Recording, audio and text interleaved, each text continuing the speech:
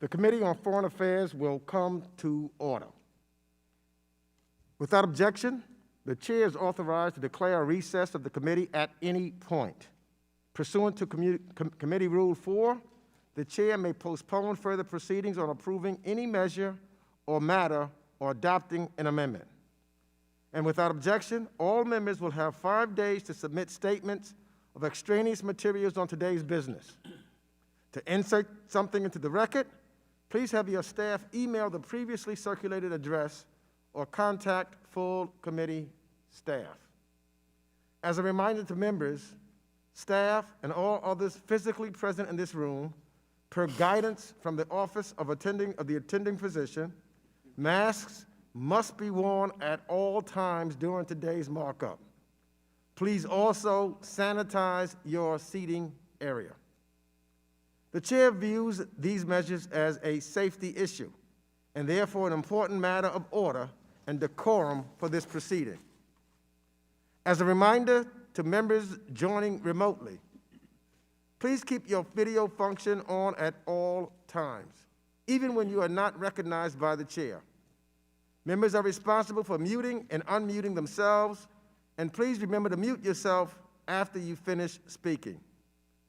Consistent with House rules, staff will only mute members as appropriate when they are not under recognition to eliminate background noise.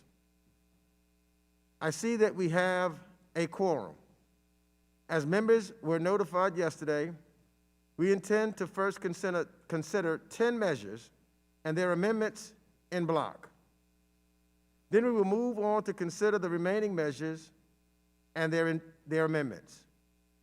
Any roll call votes will be postponed to the end of the markup.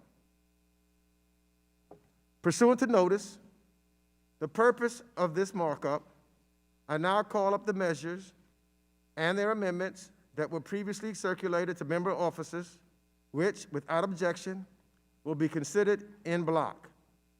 And each measure is considered as read, and the amendments to each are considered as read and are agreed to. Without objection, after remarks, the committee will vote to order the measures favorably reported in block. As amended, if amended, and each amendment or amendments to each bill shall be reported as a single amendment in the nature of a substitute. The measures in the in-block package are: 1, H.R. 1251, cyber diplomacy with a Keating amendment in the nature of a substitute. H.Res. 124, supporting the people of Belarus and their democratic aspirations and condemning the election rigging and subsequent violent crackdowns on peaceful protesters by the illegitimate Lukashenka regime with a Keating amendment in the nature of a substitute. H.R. 241, Tropical Forest and Coral Reef Conservation Act of 2021. H.R. 567, the Trans-Sahara Counterterrorism Partnership Act with a Jacobs Amendment.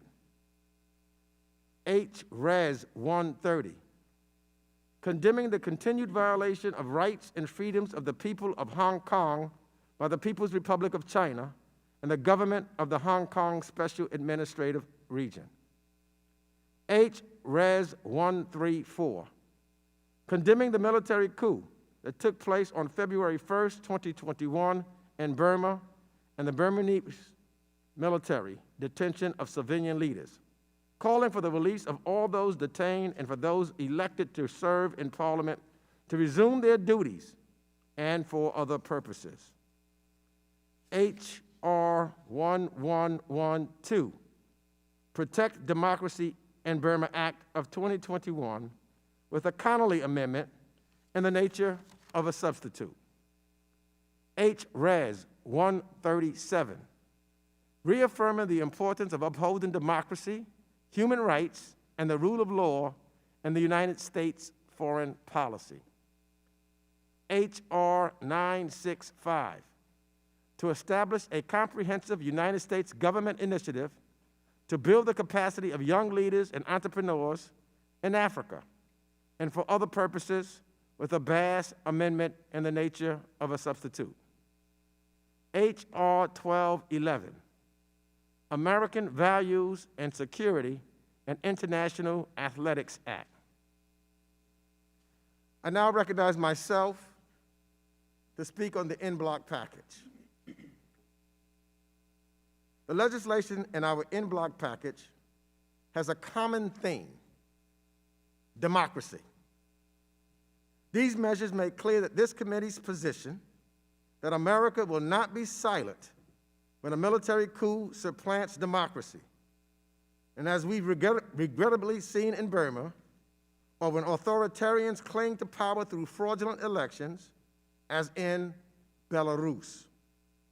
We will consider a resolution that makes clear that America stands in solidarity with the people of Hong Kong, where pro-democracy protesters were being persecuted for fighting to preserve a fundamental democratic right, the right to determine their own leadership.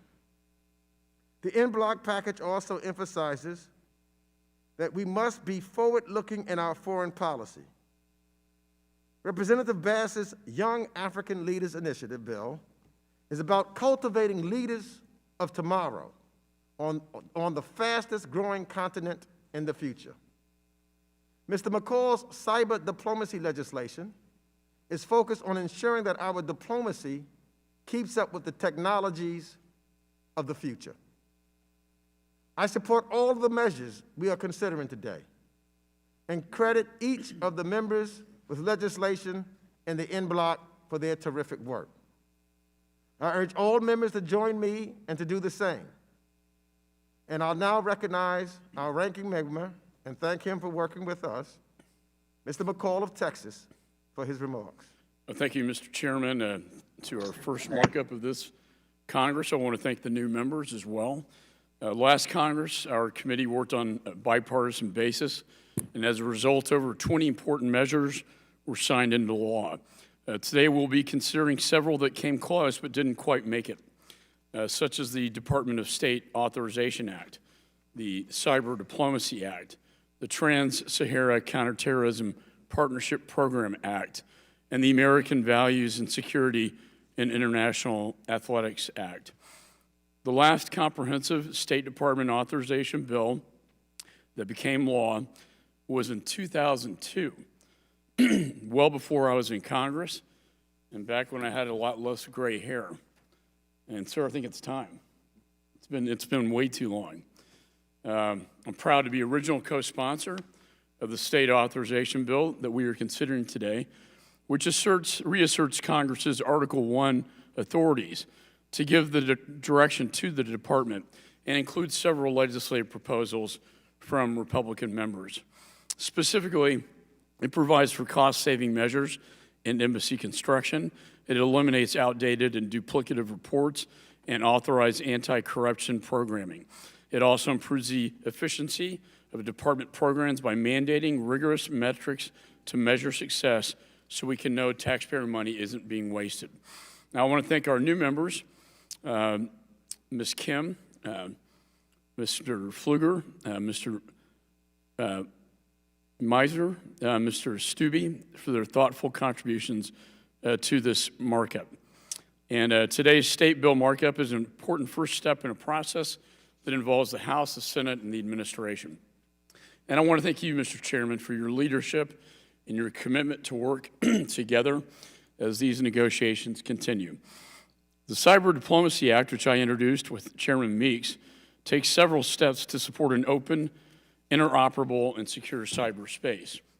Our bill establishes an ambassador at large to lead the State Department's cyber diplomacy efforts. It outlines an international cyber policy to advance democratic principles and reject Russian and Chinese attempts to control and censor the internet. And it requires the State Department to provide assessments related to internet freedoms in other countries. As you know, Mr. Chairman, malicious cyber activity by state and non-state actors threatens our national and economic security.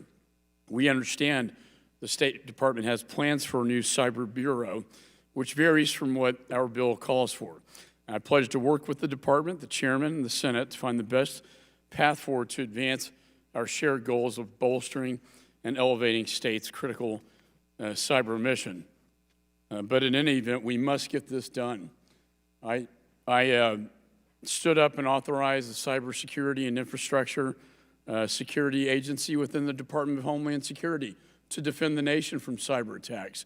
But we need this mission and this office at the State Department so that we can have international norms and standards when it comes to cyber security.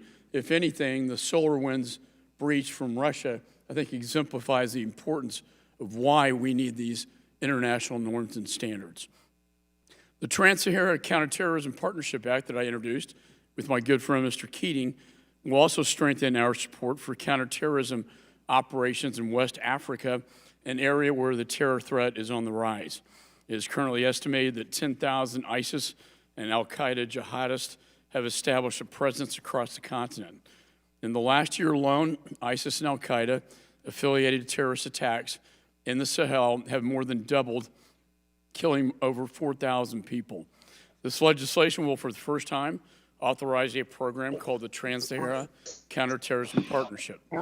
This program works with countries such as Chad, Mali, Nigeria, and Nigeria to build their capacity to conduct counterterrorism operations, prevent the spread of violent extremism, and strengthen the rule of law. My bill requires the State Department, USAID, and Department of Defense to work together to develop a counterterrorism strategy in West Africa and the Sahel. By taking a multifaceted approach and better coordinating our efforts, we can help prevent terrorism from gaining a larger foothold in these countries and address the root causes of extremism. So I appreciate the chairman joining me and working with me, also on the American Values and Security and International Athletics Act. The bill directs the State Department to establish a briefing program for American athletes on human rights and privacy concerns in certain countries. The Chinese Communist Party used the 2008 Beijing Summer Olympics to whitewash its image and now is set to host the 2022 Winter Olympics. Ensuring Team USA is appropriately informed about human rights issues and intrusive surveillance will help protect them from exploitation and help prevent the CCP from using the Olympics as a propaganda exercise. The Chinese Communist Party is the greatest long-term national security threat to the interest of the United States. It's essential for us to come together not as Republicans and Democrats, but as Americans as we approach the Beijing Olympics and on countless other aspects of this challenge, that we support our athletes and we support their safety and security. This bill is a strong bipartisan step forward, and I look forward to working with my friends across the aisle to help address this generational challenge with more legislation at a future markup. And lastly, I want to thank Mr. Chabot, the new ranking member of the Asia Subcommittee, for his work on the Tropical Forest and Coral Reef Conservation Reauthorization Act. With that, Mr. Chairman, I urge my colleagues to support the measures that we are considering here today, and I yield back the balance of my time. Thank you, Mr. McCaul. Thank you for working collectively together as we work on this first markup. Now, because of the hybrid virtual format of this markup, I will recognize members by committee seniority, alternating between Democrats and Republicans for the purpose of speaking on the en bloc package. If you happen to miss your turn to speak on the en bloc, please let our staff know, and we will circle back to you. If you seek recognition, you must unmute your microphone and address the chair verbally. Does anyone wish to speak on the en bloc? Seeking recognition, Mr. Chairman. Mr. Sherman of California. Well, thank you, and congratulations, Mr. Chair, on presiding over your first markup. Once again, we have 12 bipartisan bills, and as to 10 of them, we have no partisan controversy at all.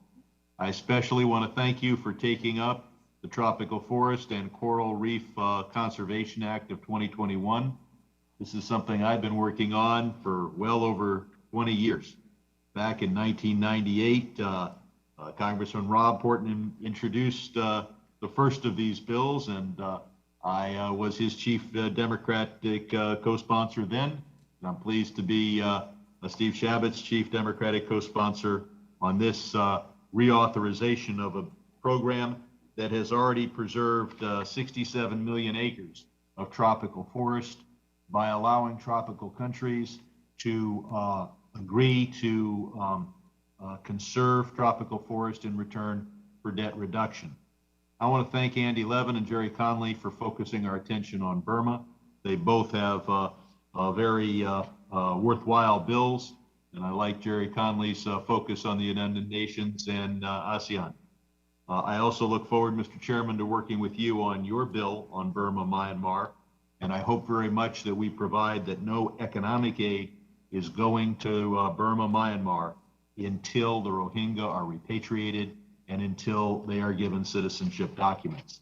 This is not because I don't think our economic aid does some good, but I believe that our foreign aid dollars could do better elsewhere. There are many countries who aren't guilty of ethnic cleansing and near genocide, where our foreign aid and economic development dollars would be better spent.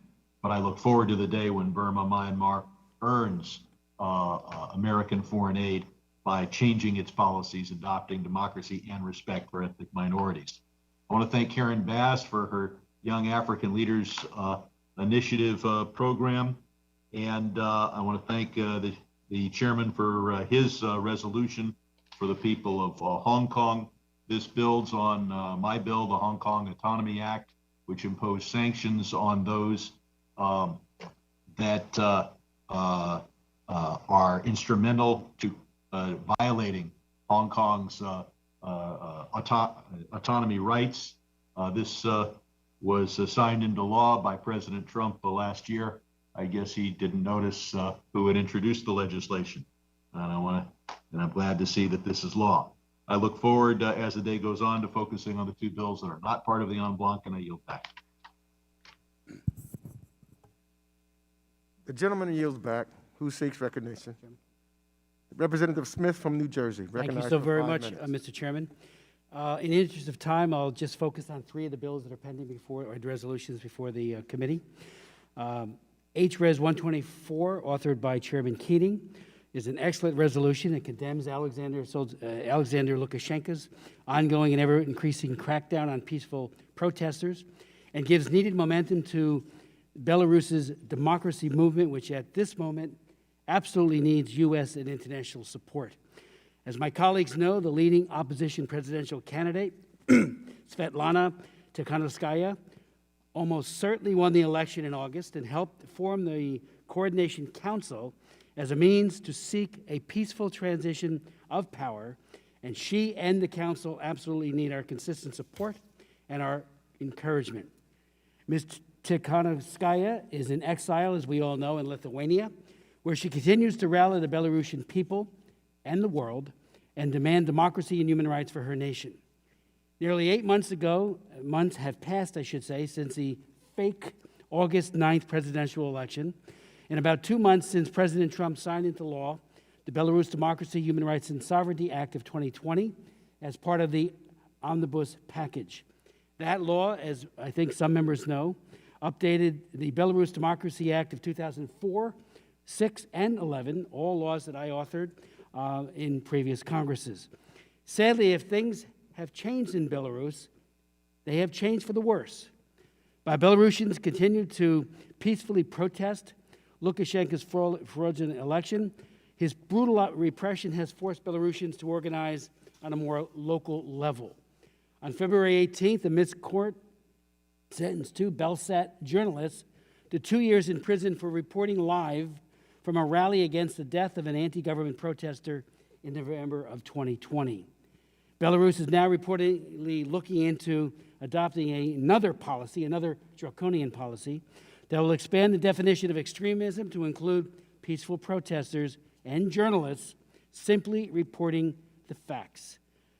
This resolution reiterates and renews our solidarity with a united, smart, principled, tenacious, and extraordinarily brave Belarusian democratic opposition.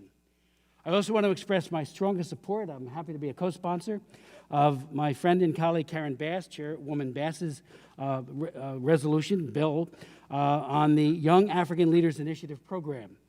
The YALI program identifies and invites young leaders from across the African continent to participate in training programs that enhance their leadership skills. Among these individuals, some are selected to participate in the Mandela Washington Fellowship here in the United States. I've had the privilege and the honor to meet with YALI leaders over the years and have participated in the Mandela Fellowship program through Rutgers University in my own home state of New Jersey. And finally, I want to speak in support of H.Res 130, introduced by the chairman and the ranking member, to address the tragic ongoing deterioration of civil and political rights in Hong Kong. Once again, we see the long arm of Xi Jinping, who simultaneously is committing genocide against the Uyghur population, and we see that the Chinese Communist Party is seeking to impose its totalitarian system on an independent-minded people, made worse in the case of Hong Kong, as this is being done in flagrant violation of a treaty which the People's Republic of China had entered into. We are witnessing the arrest of democracy-loving lawmakers and advocates and the erosion of the rule of law. Martin Lee, so many great people are now being tried by this dictatorship.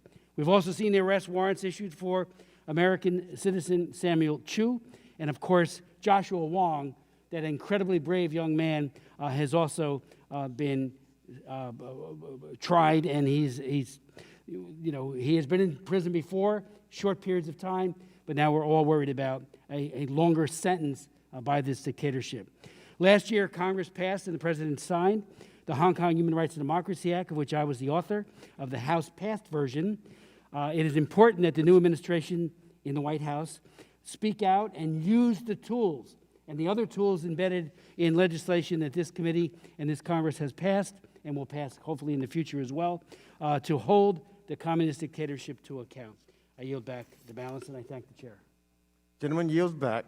I now recognize the representative from Virginia, Mr. Connolly, for 5 minutes. Thank you, Mr. Chairman, and thank you and Mr. McCaul for the bipartisan spirit in which you're having this very first markup of your new chairmanship, and I very much appreciate it, and our colleagues do as well. And I enthusiastically support the en bloc package, and thank all of our colleagues for their distinguished contributions and their able staff for putting together the en bloc package. I also look forward to supporting the State Department authorization bill, and I echo what Mr. McCaul and you, Mr. Chairman, have said, how important that bill is, but we'll talk about that later. I particularly want to thank both you and the ranking member for working with me and our staff on H.R. 1112, the Protect Democracy in Burma Act of 2021, and including it on the markup today, along with Mr. Levin's very thoughtful bill as well. I recently introduced the legislation with my colleagues and House Democracy Partnership Chair, Mr. David Price of North Carolina, and our co-chair, Republican Vern Buchanan of Florida. It's been endorsed by Freedom House, Freedom Now, and Global Witness. I want to thank a number of my colleagues in the committee, both Republicans and Democrats, who have been added as co-sponsors of the bill. On February 1, the Burmese military seized control of Burma's government in a coup d'etat and detained democratically elected leaders, including State Councilor Daw Aung San Suu Kyi and President Win Myint.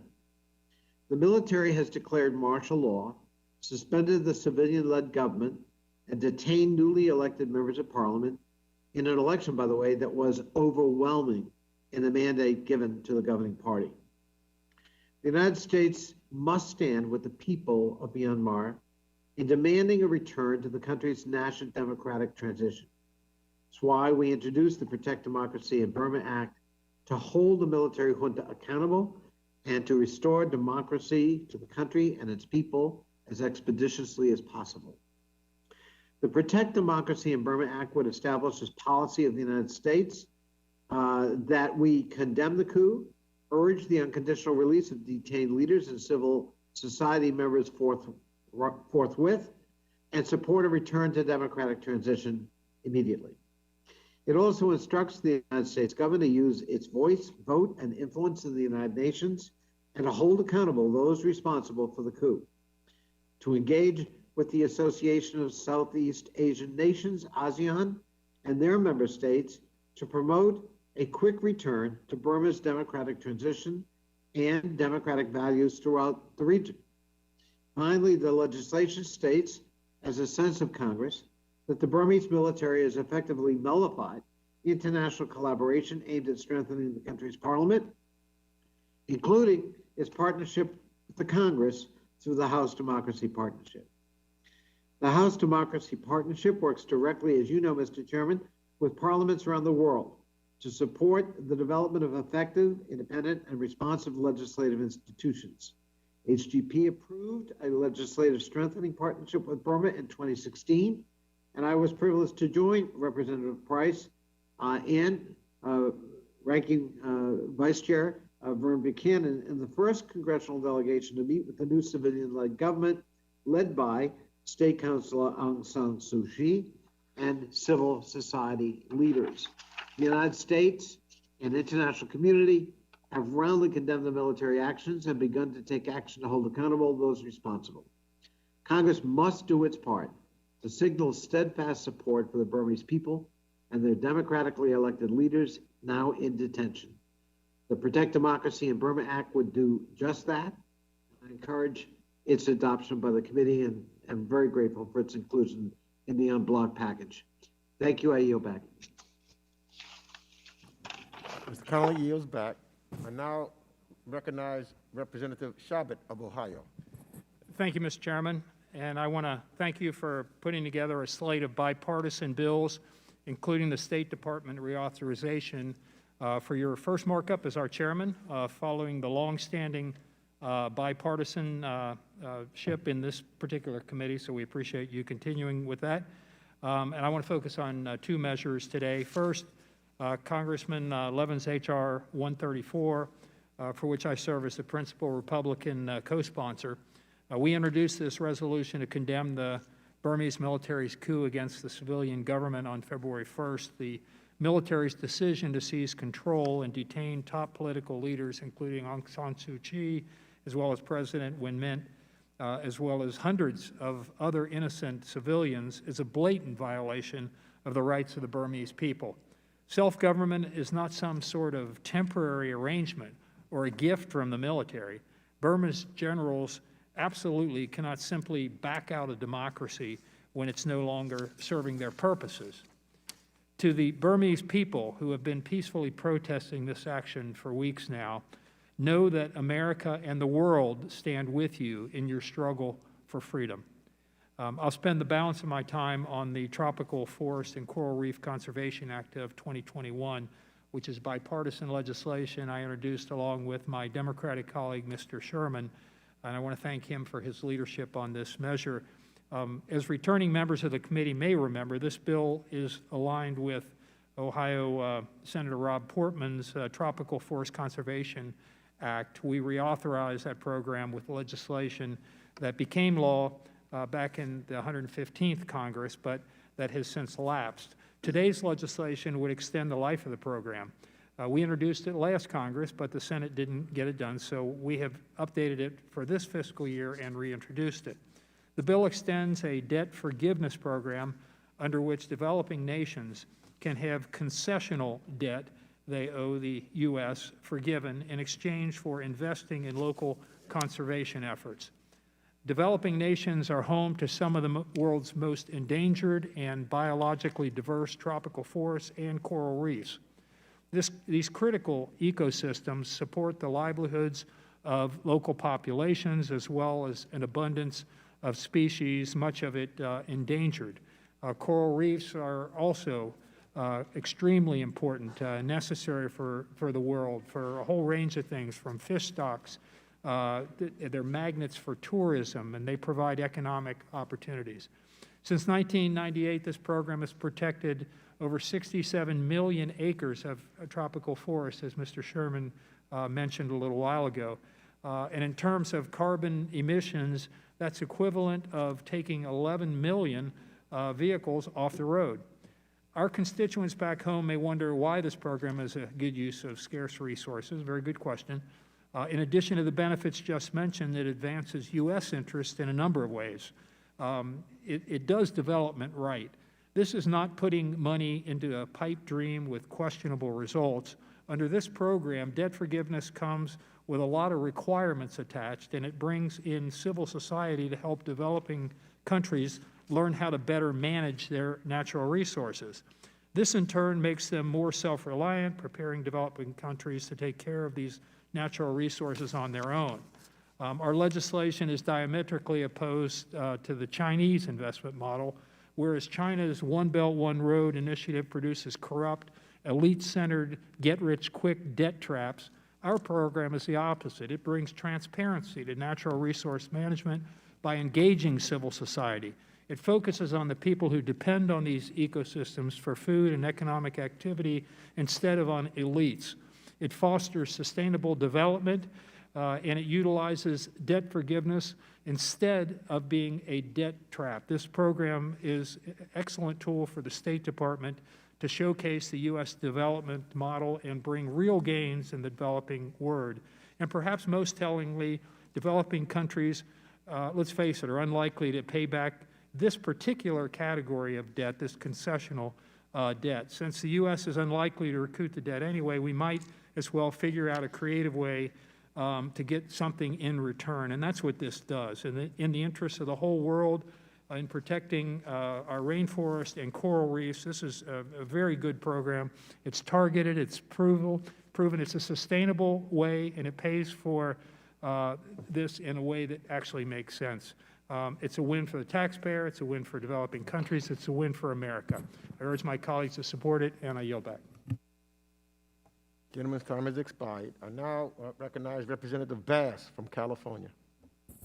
Thank you, Chairman Meeks, for this markup, your first markup. Congratulations for your first markup. And we will continue in the tradition of this committee in a bipartisan basis.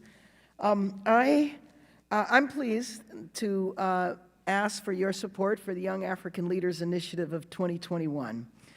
This legislation is bipartisan, and I hope that it can move forward to continue to work in a bipartisan way. I want to thank Ranking Member Chris Smith and Representative Jeff Fortenberry for supporting the bill and showing once again that we can work together for the good of the American people. One of Africa's biggest resources is its young people, and it's vital that U.S. national security strategy include Africa and its leaders of tomorrow. The investment we make in these young people today will benefit not only Africa, but our country through trade and investment, peace and security measures, and strong democratic institutions. The YALI program, Young African Leaders Program, seeks to build the capacity of young African leaders in the areas of business, civic engagement, or public administration. YALI offers young leaders professional development, training, and networking opportunities, particularly in the areas of leadership, innovation, civic engagement, elections, human rights, entrepreneurship, and good governance. Increased economic and technical assistance to young African leaders is also a feature of the program to promote growth and economic and strengthen ties between the United States and African businesses. The YALI program also awards fellowships under the Mandela Washington Fellowship Program to young African leaders ages 18 to 35 who've identified strong capacities for entrepreneurship, innovation, and public service. I believe the YALI program is one of the best long-term strategies we have in building mutual respect and partnership with the continent. Many of us in Congress have seen the success of the program right here in Washington, D.C. Fellows have come to both Republican and Democratic offices to share their stories on how being exposed to American culture, taking courses at American universities, and learning about American laws and systems have helped shape their careers, whether in the civic, public administration, business, or entrepreneurial space. But the best part of the program is that young leaders from around the continent have an opportunity to meet and develop relationships with each other. And for those of us members of the committee or other members of Congress that have been on congressional delegations to the continent of Africa, you often have an opportunity to meet the YALI leaders there. And it is really impressive to hear them talk about You might be from Ghana, you've met someone from South Africa, and you wouldn't have had the opportunity to do that any other way. And they build those relationships and are able to continue to develop business opportunities, educational opportunities, and I know every opportunity I have had when they come to the Hill, because the Mandela Fellows that stay at Howard University do come to the Hill, pre-COVID, of course. And every time I have spoken with one of the groups, the first things that I feel like in their level of intelligence and sophistication is, I know this is going to be the next generation of leaders on the continent of Africa, and it's very, very impressive. So I am happy to be a part of this bill today and to ask for your support of H.R. 965. I also want to urge you to support Chairman Meeks' H.R. 1157, the State Department reauthorization, H.Res. 156, emphasizing the importance and interdependence of diplomacy and international development to American interest and national security, H.R. 137, reaffirming the importance of upholding democracy, human rights, and the rule of law, and Representative Keating's H.Res. 124, supporting the people of Belarus and their democratic aspirations. Thank you very much. I yield back the balance of my time. Representative yields back. I now call on Representative Kinzinger of Illinois. Well, thank you, Mr. Chairman. Over the past few years, democracy, human rights, and quite honestly, overall decency have been under assault from authoritarians around the world. Two prime examples are the actions of Alexander Lukashenka in Belarus and by the CCP in Hong Kong. Between the suppression of democracy by Belarus's dictator and the Chinese Communist Party's attack on human rights in Hong Kong, the U.S. has plenty of work to do. On June 30th, 2020, we saw the CCP issue oppressive legislation on the people of Hong Kong. With the stroke of a pen, Beijing trampled over the sovereignty of Hong Kongers. Those who spoke out against the CCP's actions were swiftly detained and prosecuted. Some were taken back to mainland China to face a fake trial. Pro-democracy candidates are now barred from running for the legislature, and millions live in fear. A little over 6 weeks later, the Belarusian people similarly faced direct assaults on their freedoms. Since the fraudulent election on August 9, 2020, the regime has used violence to retain power. For months, we've seen as people demand a fair election only to be met with force. As Belarusians bled in the street this past week, Lukashenka was skiing with his buddy Vladimir Putin.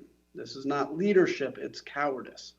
That's why I'm proud to co-sponsor both H.Res. 124 and H.Res. 130, which expresses Congress's support for the people of Belarus and Hong Kong as they fight for the right to determine their own destinies. I believe that the United States is a beacon of hope for those oppressed by authoritarians. The only tool that these regimes fear the most is the ability of their people to speak freely. That brings me to H.R. 1251, the Cyber Diplomacy Act of 2021. As authoritarian governments work to censor online freedoms, we must work hard to encourage our allies and the rest of the world to unite and protect what we hold dear. By establishing an ambassador for cyberspace at the State Department, we would prioritize the promotion of a free and reliable internet around the world. The internet, much like the printing press, the radio, and the television before it, has helped the principles of democracy to flourish. In Belarus and Hong Kong, we have seen how web-based messaging apps have been a driving force for the democratic movement and how the respective regimes have taken steps to shut down these important tools. We must do everything in our power to protect the internet, and this bill would take a meaningful first step to doing that. So, Mr. Chairman, thank you again for organizing the markup. Congrats on your first one, and I urge my colleagues to join me in voting for these measures, and I yield back the balance of my time. The gentleman yields back. I now recognize Representative Keating of Massachusetts. Thank you, Mr. Chairman, and congratulations on this important markup, your first markup. My resolution, House Res 124, introduced by Representatives Brian Fitzpatrick and Marcy Kaptur, supports the people of Belarus and their democratic aspirations and condemns the election rigging and subsequent violent crackdowns on peaceful protesters by the illegitimate Lukashenka regime. I also want to thank Mr. Smith and Ms. Bass for their comments in this regard as well. During the past 6 months, support for the democratic aspirations of the people of Belarus have been a major focus of my subcommittee on Europe, energy, environment, and cyber, and we're looking forward to hosting opposition leader Svetlana Tsikhanouskaya at our upcoming hearing.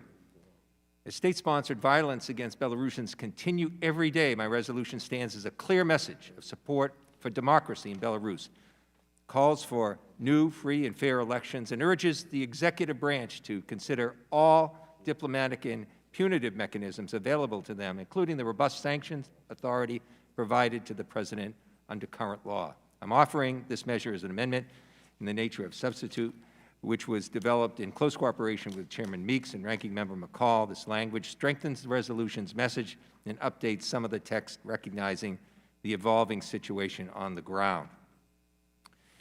I'm honored to join Chairman Meeks and Ranking Member McCaul in introducing the Cyber Diplomacy Act, an issue they worked together with very hard in the last Congress. It's a great sign that we're starting off the 117th Congress by focusing on bipartisan democratic principles, which include activities in the cyber domain as core to our collective interest.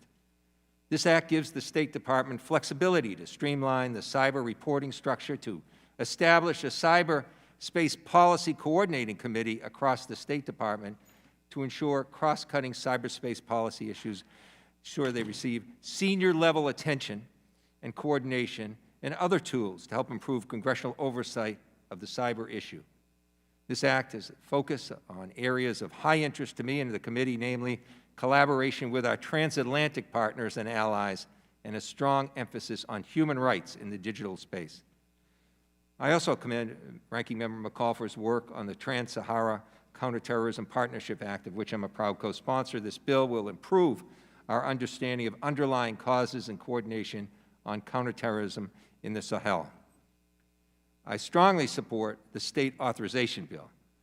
My inclusive diplomacy amendment, which would require U.S. foreign policy to be inclusive and engaging of all sectors of host economy populations and interest, was not able to be formatted into this bill at this time.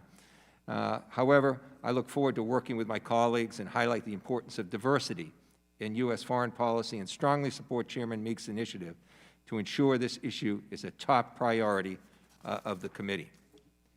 In closing, there are many issues and many important measures under consideration today, many of which I've co-sponsored, including H.Res. 136, which emphasizes the importance of diplomacy and development, H.Res. 137, which reaffirms the importance of upholding our key values in foreign policy, and H.R. 965, which supports the next generation of African leaders. I commend the Chairman, the Ranking Member, and all my colleagues for the work on these measures, and I yield back.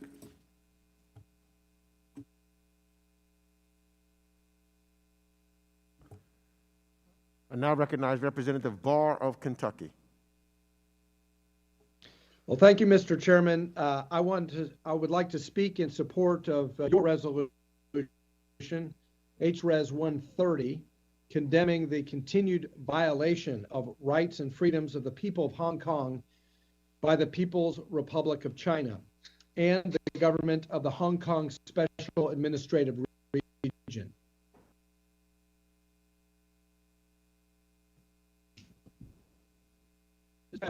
Through the end of last watched as the government of the Republic of China wholly disregarded international drastic steps to suppress Hong Kong's high level of autonomy and disregard the joint declaration it signed.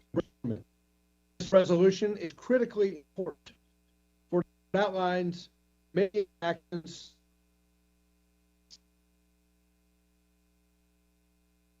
government of the people and the Hong Kong Special Administrative Region government took to remove the rights and freedoms of the people of Hong Kong as guaranteed to them by the declaration. The postponement of elections, the jailing of activists, China's opaque or the rule of Hong Kong law, Communist Party, the erosion of freedoms in Hong Kong to support this resolution. Furthermore, the resolution beyond all wrongdoings affirms our commitment to the rights and calls upon the administration administration to work with allies in the region, assist those facing persecution, and work with other nations to implement effective sanctions when necessary. In light of the collapse of the one country, two systems by the mainland government's actions, it was unfortunate but necessary for the United States to revoke Hong Kong's special trade status when it was clear that Hong Kong was no longer autonomous from mainland China. Be it in Hong Kong, in the South China Sea, the East China Sea, the Indian border, over Taiwan, in Xinjiang, the government of China continues to show its aggression towards neighbors and even its own people to advance its rise on the global stage. Supporting freedom and democracy is not and should not be a partisan issue. I'm encouraged at the bipartisan work of this committee today, and I look forward to working with my fellow members on this committee to show the international community can lead by example what it looks like to support freedom and democracy. I applaud Chairman Meeks and Ranking Member McCaul for leading on this resolution and encourage my colleagues to support this in the en bloc before us today.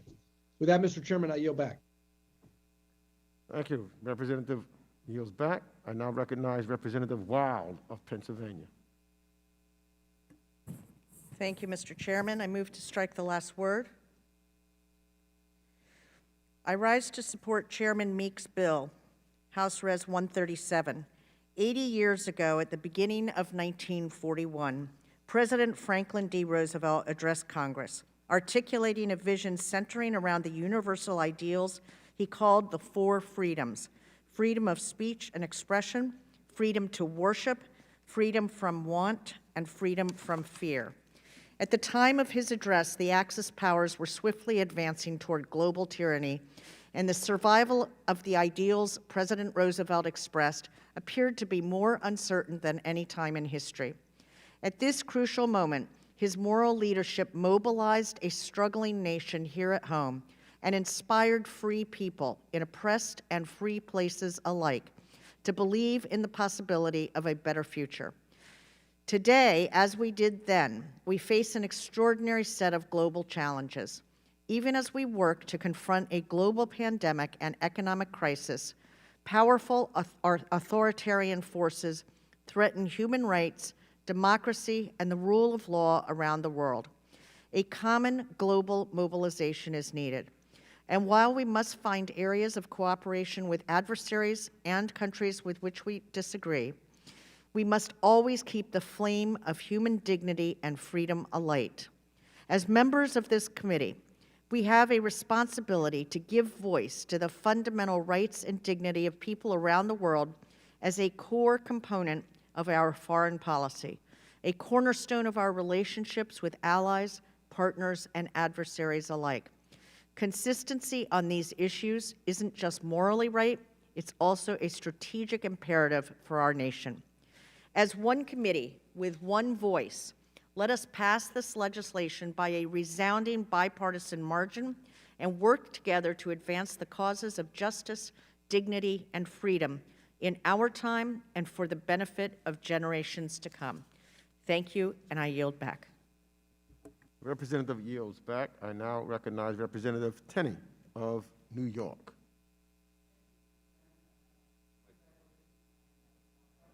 Microphone. Thank you, Mr. Chairman, and congratulations on your first full markup as chairman and your historic leadership here. Also to Ranking Member McCaul, thank you for convening this full committee meeting. I am very honored to be here and to represent New York's 22nd District, which I'm proud to say is home to a very vibrant and large refugee community, including over 4,000 Burmese refugees, many of whom are now U.S. citizens. There are many great pieces of legislation here today and many resolutions that I will support, but I just wanted to talk about the two measures in particular which relate to Burma that I have co-sponsored and I strongly support.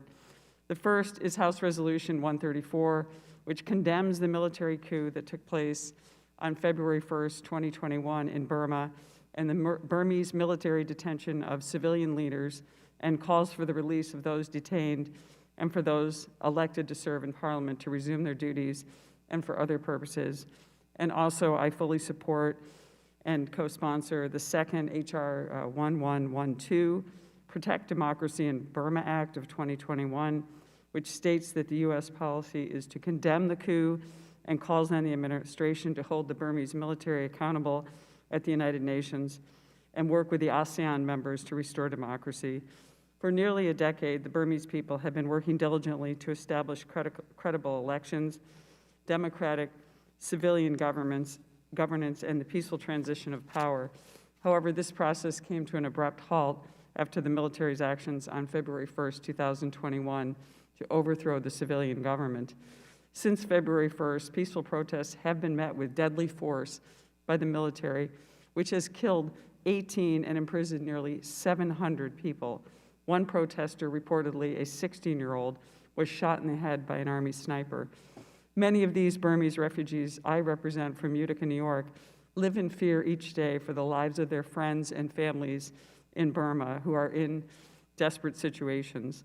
In Utica, they've taken to the streets and they're standing in solidarity with their home country, holding signs that read, "Save Democracy, Save Burma." I recently met with a group of these refugees to hear their stories, which are heartbreaking and heart-wrenching. Their passion, their courage are inspiring. I am committed to making sure that my compassionate advocacy on their behalf, a quest I've been on for over 20 years as a former newspaper publisher. I did a story over 20 years ago on our first Burmese refugees to our region, a family that has now grown to over 4,000 in our community. I also hope that and urge that everyone remain committed to Burmese people's quest for democracy, their development and freedom, and to oppose this affront to their dignity. I also urge the Biden administration to continue using every available tool to sanction those responsible for this coup and to provide this committee with a long-term strategy to address these issues.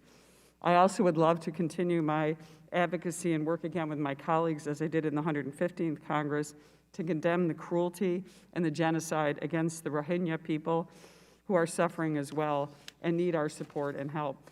Mr. Chairman, I strongly support the passage of these two measures and look forward to working with any of my colleagues on this very important issue. With that, I yield back. The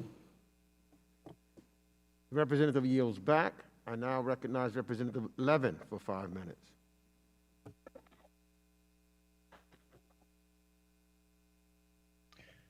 Thank you so much, Mr. Chairman. Congrats on this first markup, and I applaud its bipartisanship. It's been a pleasure hearing my colleagues. I'm very much in favor of the en bloc amendments. I wanted to focus on my resolution on Burma, and I appreciate all the kind and erudite words about it that my colleagues have shared. Earlier this month, the Burmese military, the Tatmadaw, staged a coup and quashed the country's fragile experiment with democracy. Burma has struggled during this time to enfranchise its minority populations and to respect their human rights. The genocide of the Rohingya is perhaps the best known example, but it's far from the only one. In fact, when Burma's November 8th, 2020 elections resulted in the National League for Democracy securing enough seats in parliament to form the next government, it was notwithstanding the disenfranchisement of more than 1.5 million voters, mostly from ethnic minority communities in Kachin, Karen, Mun, Rakhine, Shan, and Chin states. The resolution before us today condemns the February 1st coup unequivocally. It calls on the Tatmadaw to free all those they have detained arbitrarily and return members of the civilian government to power. But it also acknowledges that democracy is a verb, not a noun. It calls on President Biden and Secretary Blinken to encourage not just the return to power of all members of the civilian government, but also, subsequently, constitutional reforms to address the undemocratic power conferred to the Tatmadaw in Parliament and the disenfranchisement of Burma's ethnic minorities. Democracy is something we must ever defend and nurture. That is why we who believe that all people are created equal and must be treated as such, whether here in America or anywhere else around the globe in Hong Kong and other places we're speaking of today, Belarus. We must speak up not only for full civilian control of Burma, but also for democracy, not for some, but for all. And so this resolution makes clear that Congress stands with all of the people of Burma in their ambition for sustainable peace, a genuine democracy, and the realization of human rights for all. Mr. Chairman, how inspired have we been by the bravery of the Burmese people who continue to find clear and creative ways to express their demand for self-determination. I'm glad we're doing our part to support them today. I want to thank Ranking Member Chabot for co-authoring this resolution with me, as well as Chairman Bera, you, Chairman Meeks, Ranking Member McCaul, and all of my colleagues who've co-sponsored this important resolution. I look forward to passing it out of committee today and to seeing it pass the full House soon. Thanks so much for your great leadership, and I yield back the balance of my time. Representative yields back, and I now recognize Representative Perry of Pennsylvania. Thank you, Mr. Chairman. It's great to see you in the chair, and I think it's well-deserved and well-earned, and I congratulate you. I will tell my colleagues and everybody that I had considered calling for a roll call vote on at least one, if not more, of the en bloc bills, and I think it's important to note that there are many things in this en bloc that I support, particularly the Cyber Diplomacy Act. I voted for that in the past, and I intend to vote for it and in favor of it again.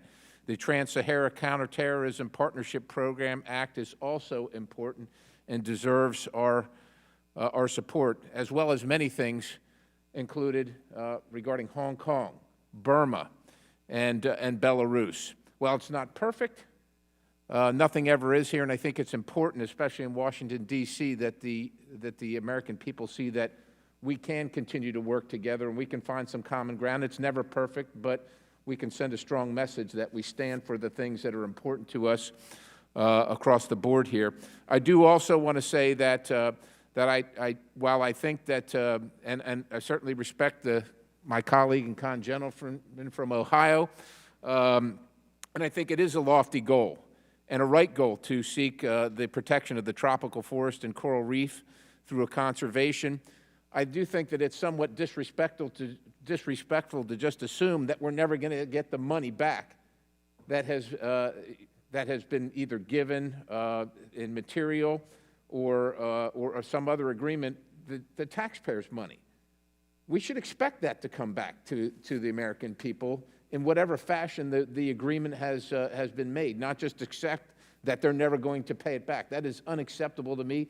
That's unacceptable to every person that wakes up earlier in the morning, gets their kids off to school, puts their lunch in their lunchbox, and heads out all day to pay their bills, their mortgage, their car payment, their education, their health care. That's unacceptable to them. And while $100 million might not be a lot of money in this town, it's sure a lot of money for the people that are out there trying to figure out how they're going to pay for the new brakes on their pickup truck or a million other things that they have to deal with every day. So with all due respect, while we're careening towards $30 trillion in debt, while we stand on the precipice of another $1.9 trillion, of which essentially 91% of it doesn't have anything to do with the task at hand, which is this coronavirus. I think it's important as policymakers who make the decisions and the priorities, who set the priorities for the American taxpayers' dollars, to say, look, these are great ideas, and this is a worthy cause. But maybe right now is not the right time, understanding that we're printing money, that we're borrowing money from our adversaries, and that sooner or later, somebody's going to have to pay that back.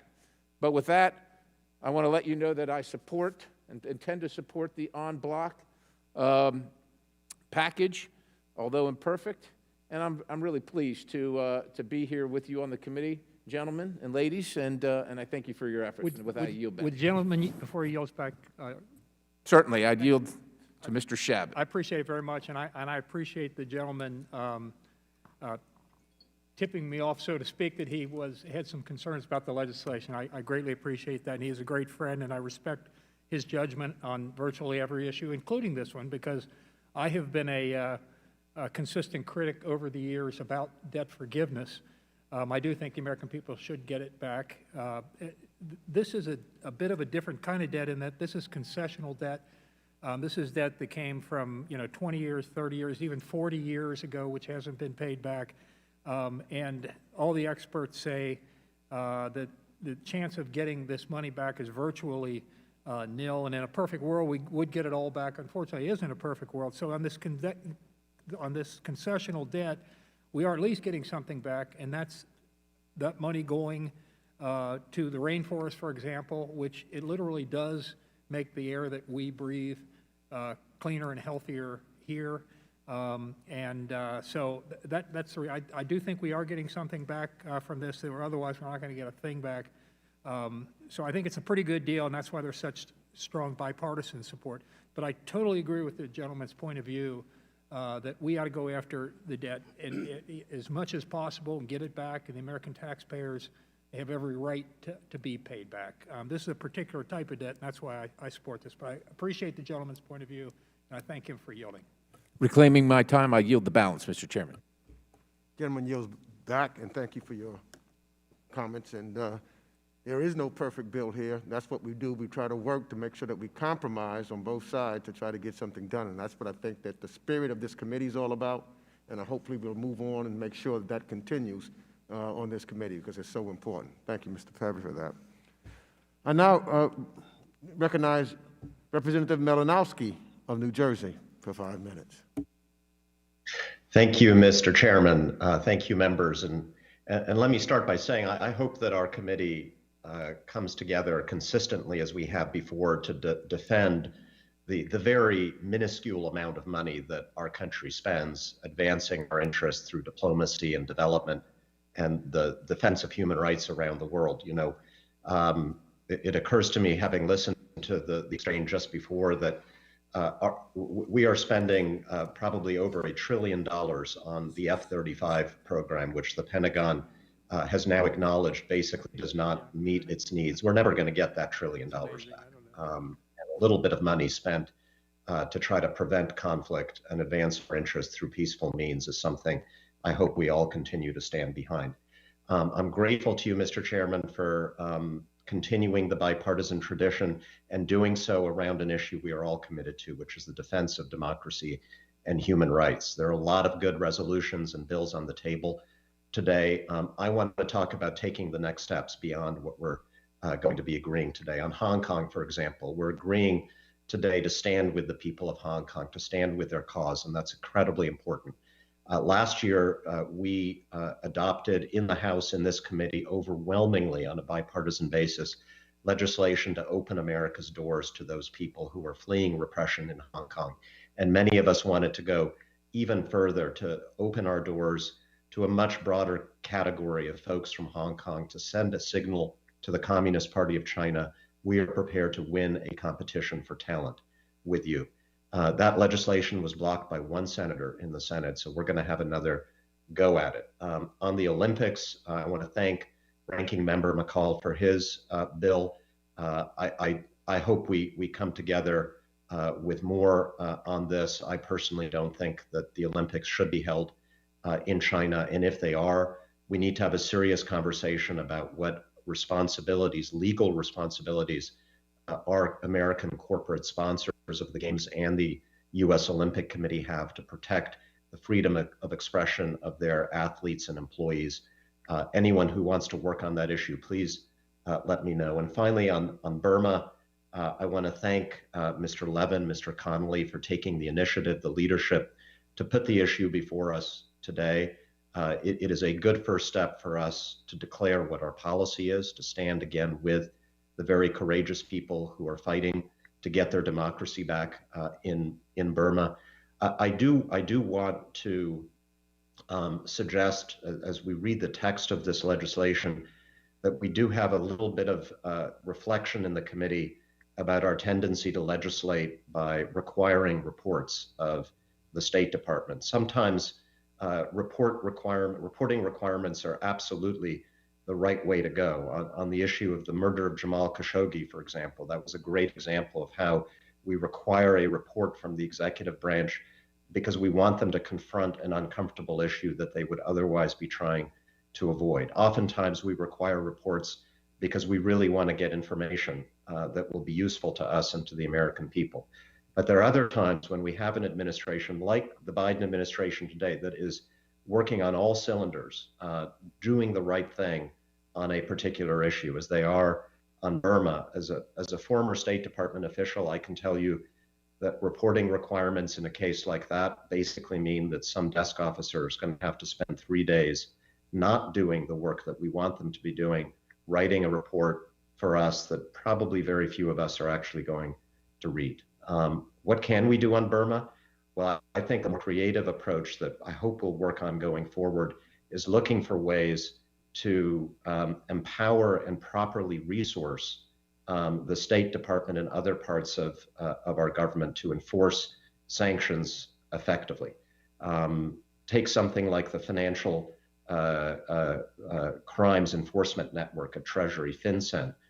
If we really want to advance our policy in Burma, we should be working with our colleagues in other committees to vastly increase the resources of that agency, which is so critical to actually making sure that the sanctions we keep piling on for good reason actually are enforced effectively.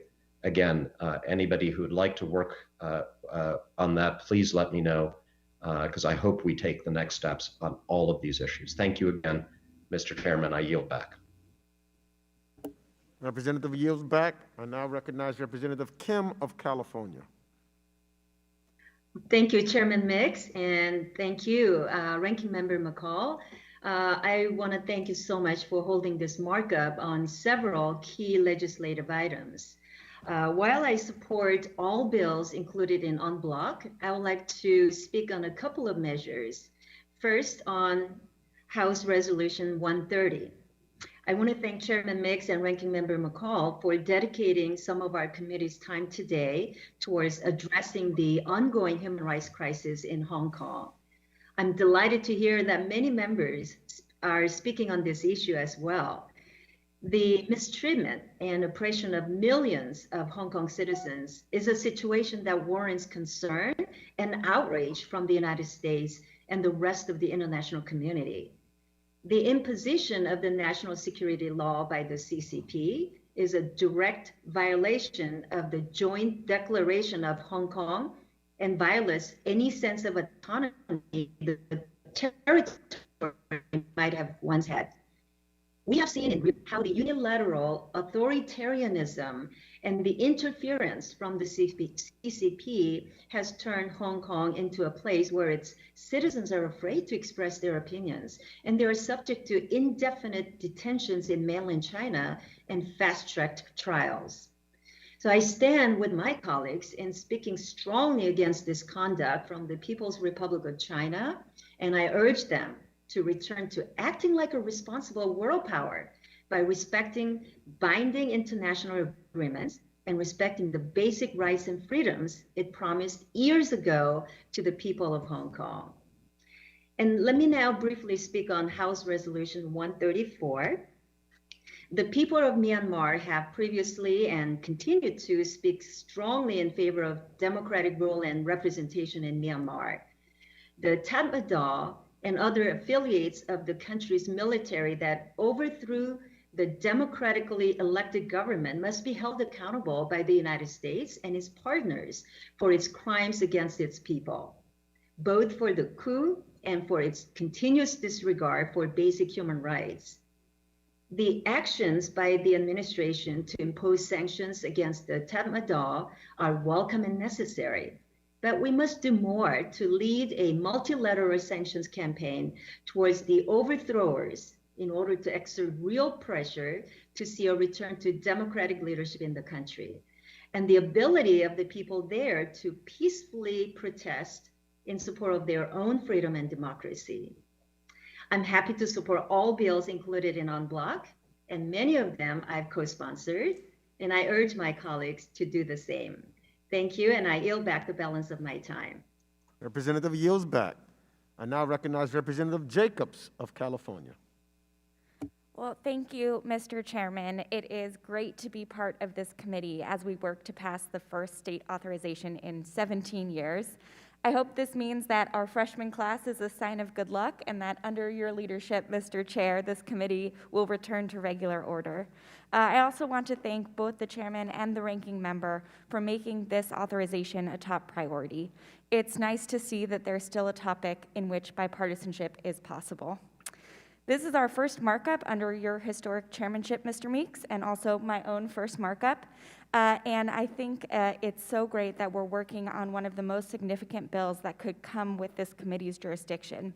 I really appreciate how seriously you're taking the need to reestablish Congress's rightful place at the center of foreign policy making, just as the founders intended.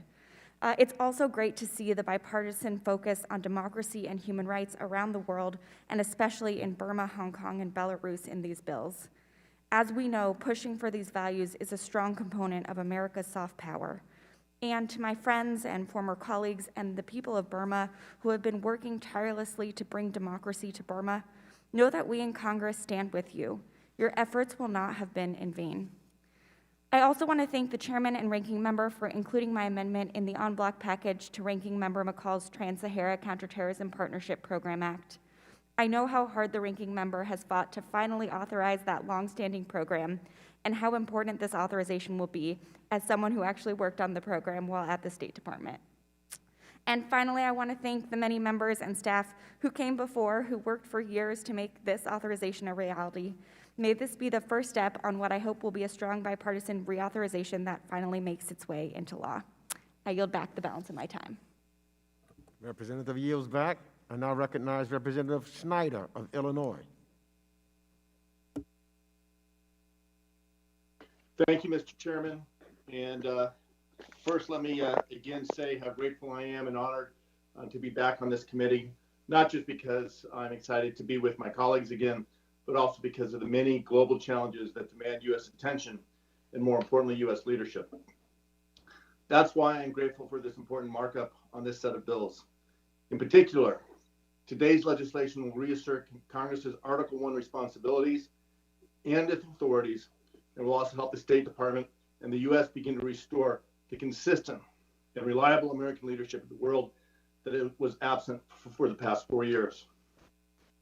I appreciate the work of this committee to put forth a State Department authorization bill that has been many years in the making. This bill will help the department build back better and strengthen its existing workforce. I want to make sure we have the best talent available and that the department is working to the best of its abilities to promote American global leadership. I also appreciate the inclusion of Section 1320 on staffing the Global Engagement Center, which is an important tool for our efforts to counter foreign misinformation campaigns and propaganda. I helped push forward the GEC when I was last a member of this committee, and I am pleased to be able to continue to support its efforts today.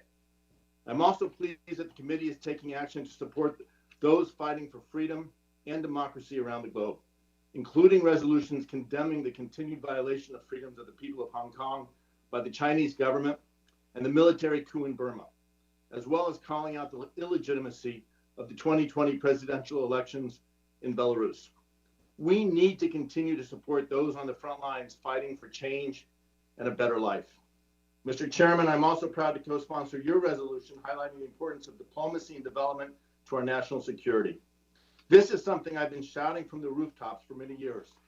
I like to use the example of a three-legged stool: diplomacy, development, and defense. And each leg must be adequately supported, otherwise the stool will fall.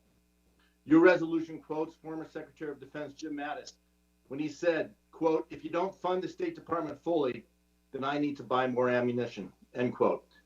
Peaceful negotiations to end conflict start with a robust international affairs budget. And while we must continue to properly fund our development and diplomatic programs, I am excited to be back in this dynamic committee and look forward to working with my colleagues in this new Congress. And with that, Mr. Chairman, I yield back the remainder of my time. Representative yields back. I now recognize Representative Cicilline of Rhode Island for 5 minutes. Thank you, Mr. Chairman, and thank you to you and the ranking member for holding this markup today as we consider important legislation that supports democracy and human rights around the world. In particular, I'd like to express my support for 5 proposals: House Bill 1157, House Resolution 137, House Resolution 134, House Resolution 130, and House Bill 1112. I thank my colleagues for authoring these proposals and for giving each of us on this committee a chance to go on the record once again as standing firmly on the side of democracy, human rights, and the rule of law. With House Bill 1157, we can ensure that the United States Department of State is not only properly funded, but that policy reflects the values of our nation. Rather than settle for ad hoc approaches, we can boldly shape the State Department to advance the cause of human rights, of consolidated democracy, of a free and independent judiciary, and of freedom for all peoples. We can say here and now that the best way to demonstrate America's commitment to equality and justice and to freedom is to ensure that our State Department and Foreign Service embody the diversity and the ideals of the 21st century America. We can say here and now that this committee recognizes that the strength of our nation is its people and that our diplomacy and our national security is better served by having a modern, inclusive State Department. We also have the opportunity to renew our shared responsibility to those laboring for the cause of democracy globally. In Burma, years of progress crumbled under the weight of a military coup staged by the Burmese Tatmadaw.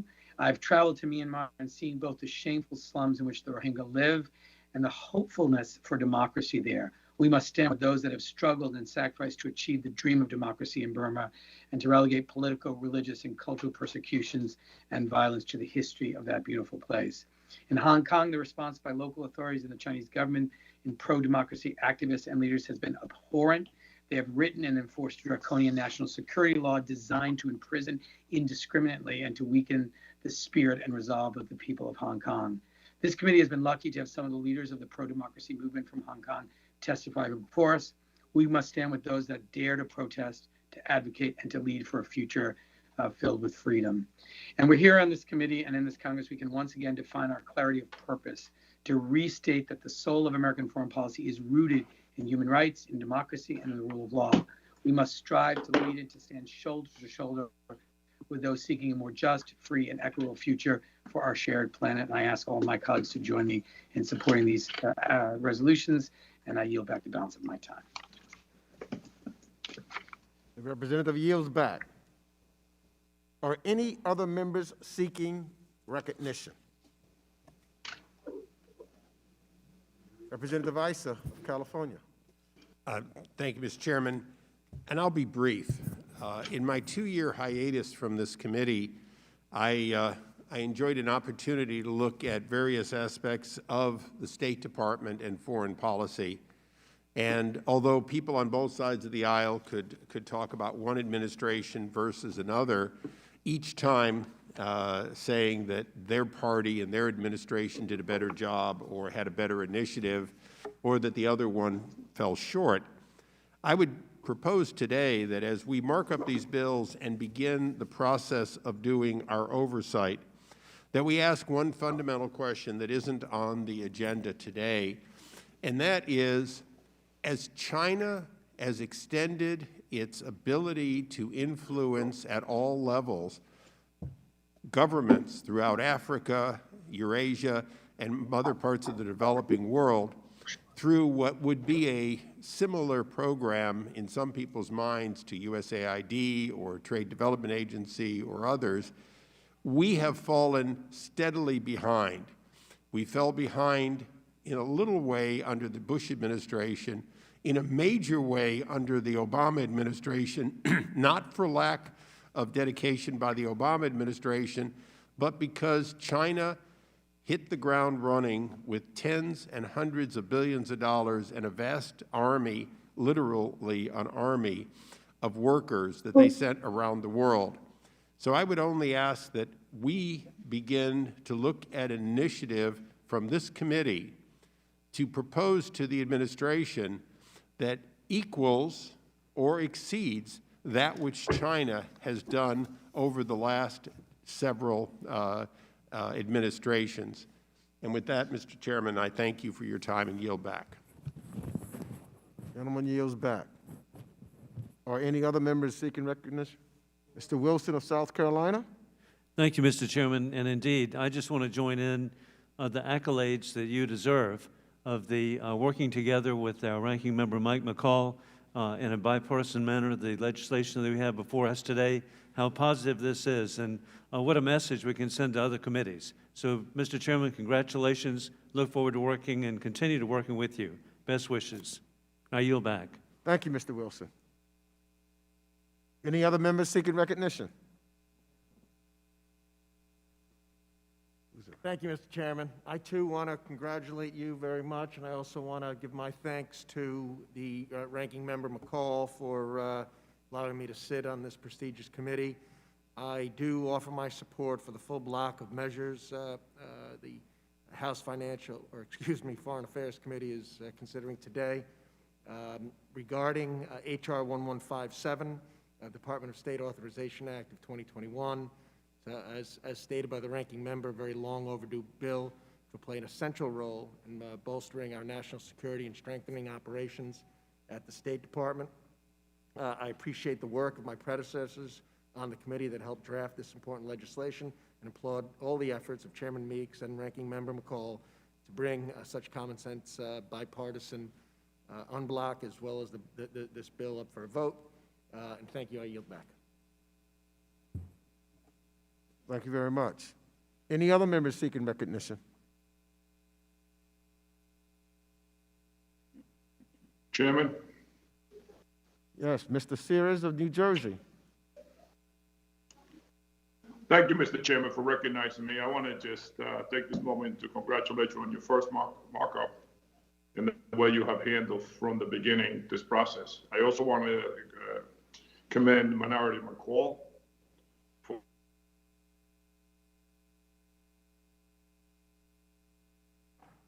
We don't hear you, Mr. Sears.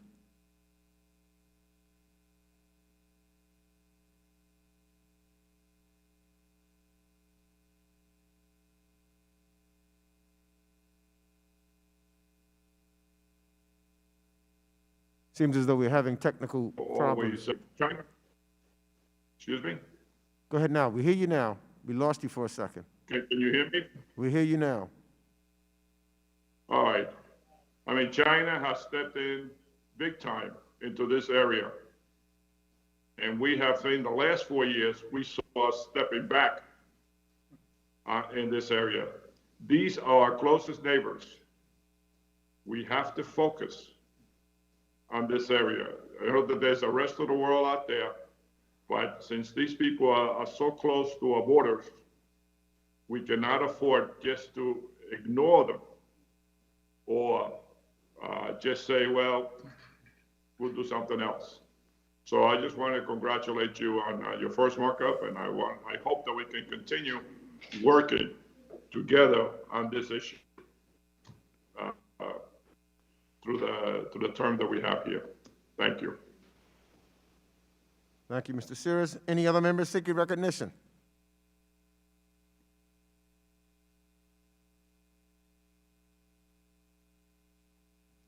Hearing no further requests for recognition, the committee will proceed to consider the notice items en bloc. Pursuant to the previous order, the question occurs on the measures en bloc, as amended if amended. We're going to take a vote by voice. And all members, please unmute yourselves in your microphones.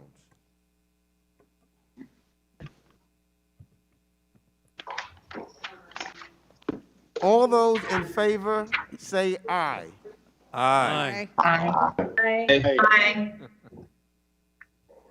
All those opposed say no.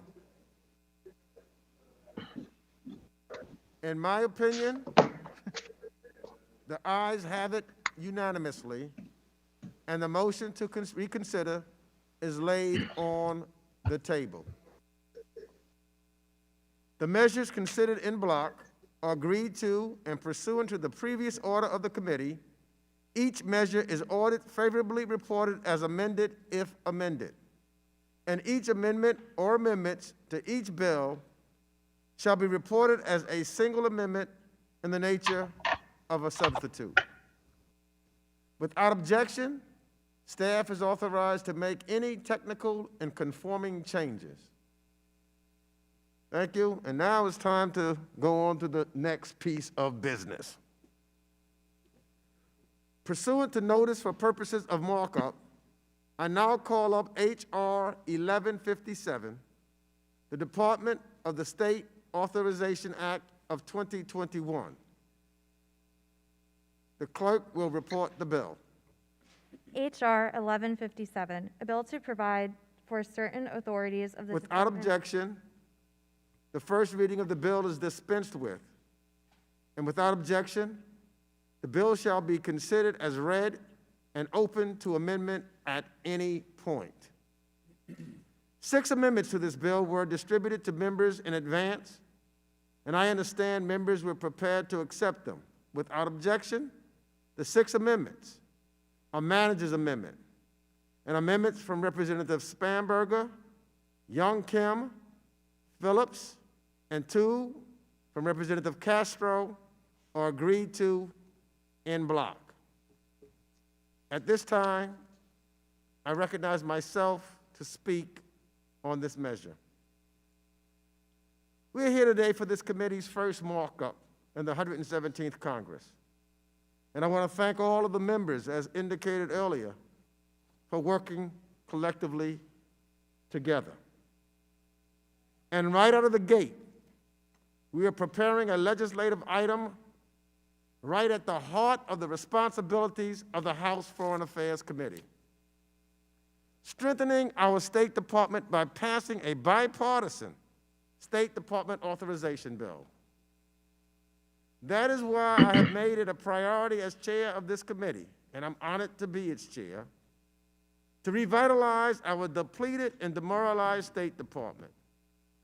Today's markup advances that mission with our consideration of a bipartisan State Department authorization bill, which I introduced with the ranking member who worked very hard on this with us, McCaul.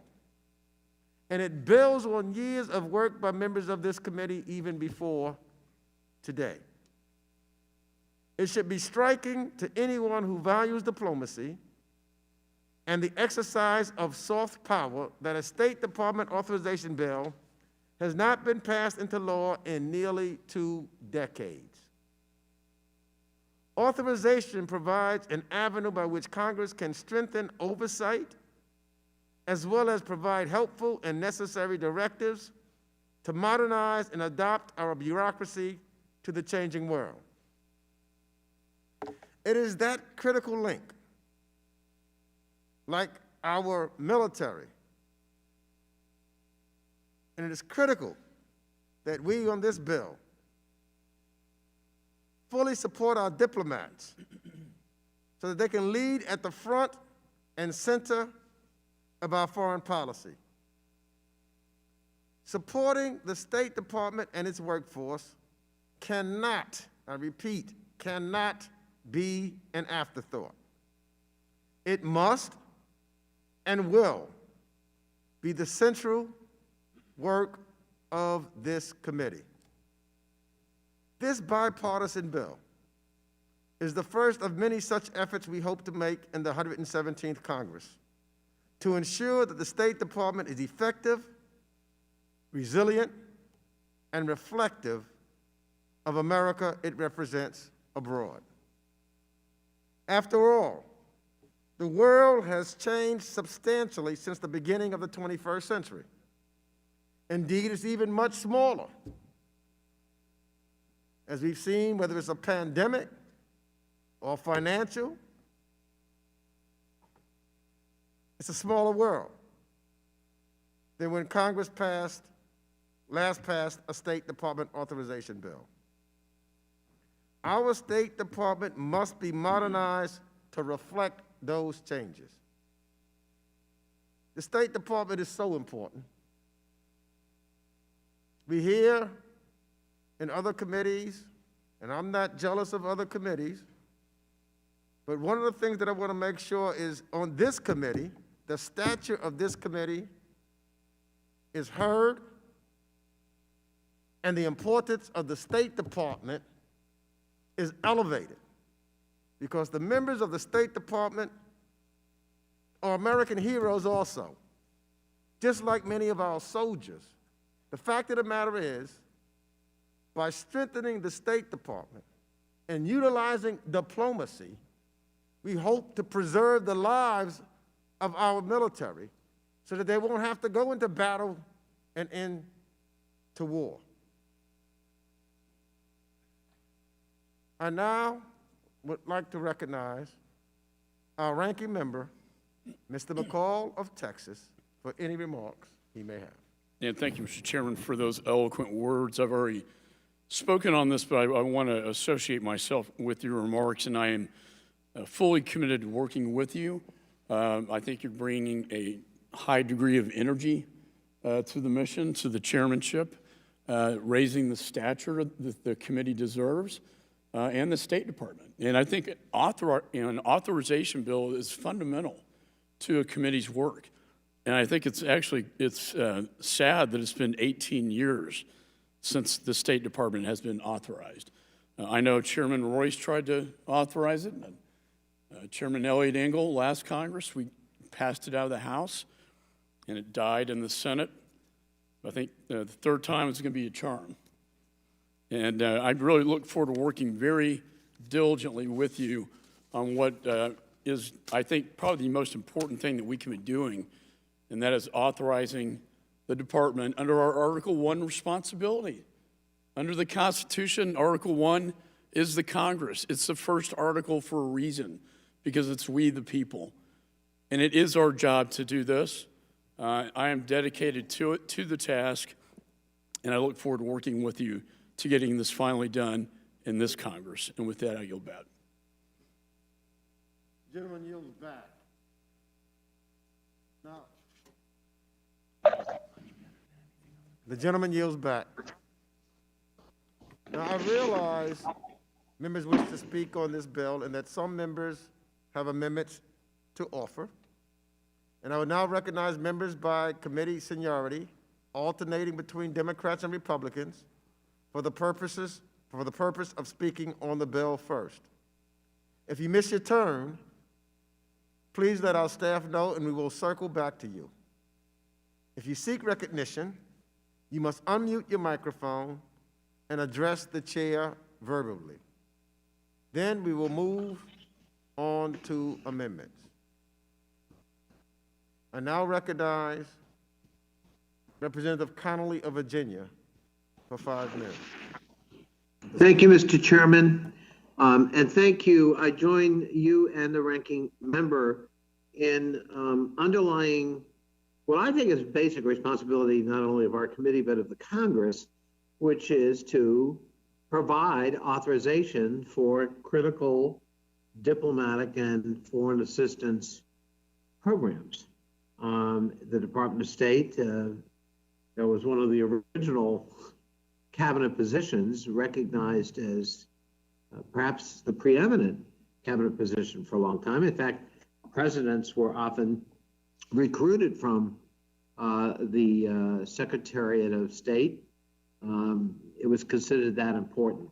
And I was struck by the fact that Mr. McCaul pointed out that it's been 18 years since we last authorized the State Department. I would add to that, though, Mr. McCaul, it's been 35 years since Congress last passed a foreign aid authorization bill, which is also within our purview. In fact, I had the privilege of helping to write as a young staffer, the last foreign aid bill passed the United States Congress. And I think 35 years is a long time to wait. And a lot of barnacles have grown up, both on the State Department and on AID and our foreign assistance programs. So I very much welcome the initiative of the chairman and ranking member to get back to our bread and butter responsibilities as an authorizing committee to actually authorize. I also want to thank the chairman for including a number of provisions from 2 bills I've been involved in particular, with respect to the National Security, Diversity, and Workforce Inclusion Act, and trying to make sure, frankly, that our foreign service better reflects what America is and looks like than it has historically. And I think we need to make a lot of progress in that regard. Several of us have been participants in briefings from a task force organized by a number of think tanks and Harvard University and how we might approach that. And I look forward to working with the chairman and my colleagues on both sides of the aisle to make that a reality. But I think it's very critical. And I thank you for including a number of the provisions from my bill with respect to that issue in the State Department authorization bill.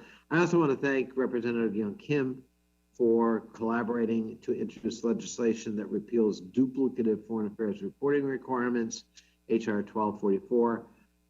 The text of that is included in this State Department authorization bill before us. So again, I thank the chair and the ranking member. I fully support reestablishing really what is our job, to authorize and to stop ceding that function to the funding committee, the appropriations committee, which doesn't have the resident expertise our committee does with respect to diplomacy, security, and foreign affairs. And with that, I yield back. Representative yield back. I now acknowledge Representative Musa from Pennsylvania. Thank you, Mr. Chairman. H.R. 1157 saves taxpayer dollars, reduces bureaucracy to ensure diplomatic resources are deployed efficiently. The Department of State Authorization Act also includes language from my bill, H.R. 1253, the Public Diplomacy Modernization Act, to upgrade our research and evaluation of U.S. public diplomacy programs. The bill will increase coordination and efficiency and eliminate duplicative functions at the State Department. These provisions will modernize and streamline the public diplomacy capabilities of the Department of State, improve evaluation of public diplomacy programming, and enhance strategic planning for the Department's diplomacy physical presence abroad. I encourage all my colleagues to support this bill, and I urge its passage here today. Thank you, Mr. Chair, and I yield back. Representative yields back. I now recognize Representative Castro of Texas for 5 minutes. Thank you, Chairman Meeks and Ranking Member McCaul, for prioritizing the passage of the state authorization and for your leadership on this committee. As has been mentioned, Congress has not passed a state authorization in almost 20 years. It's necessary for the House Foreign Affairs Committee to reassert its jurisdiction and its oversight of the State Department and foreign policy. The members of this committee and staff have done a commendable job strengthening the State Department Authorization Act for reintroduction in this Congress. And I'm pleased to see the language supporting diversity and inclusion initiatives at the State Department strengthened. America's diplomats who represent the United States to the world should also reflect the diversity of the American people. The new language in the state authorization, like expanding demographic data related to recruitment, retention, and promotion, will improve the identification of qualified applicants and make hiring mechanisms more transparent. I strongly support these changes, as I know the committee does as well. And there are a few additional sections and amendments I'd like to highlight in particular. The Department of State Student Internship Program Act, a bill that was first introduced last year, is included in this year's state authorization. The internships are an important first step for young Americans who aspire to a career in foreign policy. Yet the majority of internships at the State Department are unpaid, making them inaccessible to many students. We should not be sending the message to the next generation that only the wealthy or those willing to take on tens of thousands of dollars in debt to work for free at one of our embassies abroad can pursue their dream of becoming an American diplomat. And I'd like to thank the State Department and the committee for working with us on this bill to provide compensation and assistance for travel and housing so that students of all backgrounds and means can start on their path to public service and advancing our nation's foreign policy. I also ask for your support for my amendment to add to the Promotion Accessibility Act to the state authorization bill. Rep. Dina Titus and I have been engaged with the foreign service community to better understand how we can support those with disabilities serving our country. Many folks said the State Department's complicated promotion system disadvantaged those who took extended leave for surgery or other medical care associated with their disability. This common sense amendment codifies the practice of allowing personnel to submit a gap memo to their performance file to account for the absence. I ask for your support for my amendment to support foreign service families with children who have disabilities, another product of Rep. Titus and my engagement with the foreign service community. Again, folks told us about their struggles to find schools overseas that offered adequate support for their children with autism, dyslexia, or ADHD. They had to make difficult decisions, like breaking their assignment to a job they spent years preparing for, or face the prospect of leaving their children behind. This amendment directs the State Department Office of Overseas Schools to annually update and share information detailing which schools offer support for their children with disabilities. We need to invest in the personnel at the department. I believe the department must maintain a continuous training capability as the DoD does. I had proposed such a provision for this bill, and I'm happy to see it included. I also want to thank Rep. Spanberger for leading on this issue and contributing her experience as a former member of the intelligence community to how we can strengthen the State Department. I urge all of my colleagues to support this provision and Representative Spanberger's amendment to strengthen it. And finally, thank you, Chairman, again, and the ranking member, and all my colleagues for your incredible work on this legislation. Gentleman yields back. I now recognize Representative Pfluger from Texas. Thank you, Chairman Meeks and Ranking Member McCaul. Congressman Gonzalez and I appreciate you including the text of our bill, the Energy Diplomacy Act, in today's markup. This bill establishes an Assistant Secretary of State for Energy Resources within the U.S. State Department, ensuring that American energy is a top priority for our foreign policy. Our nation is blessed with an abundance of natural resources and a strong, innovative spirit that has dramatically reshaped the global energy landscape and made the United States a world-leading producer.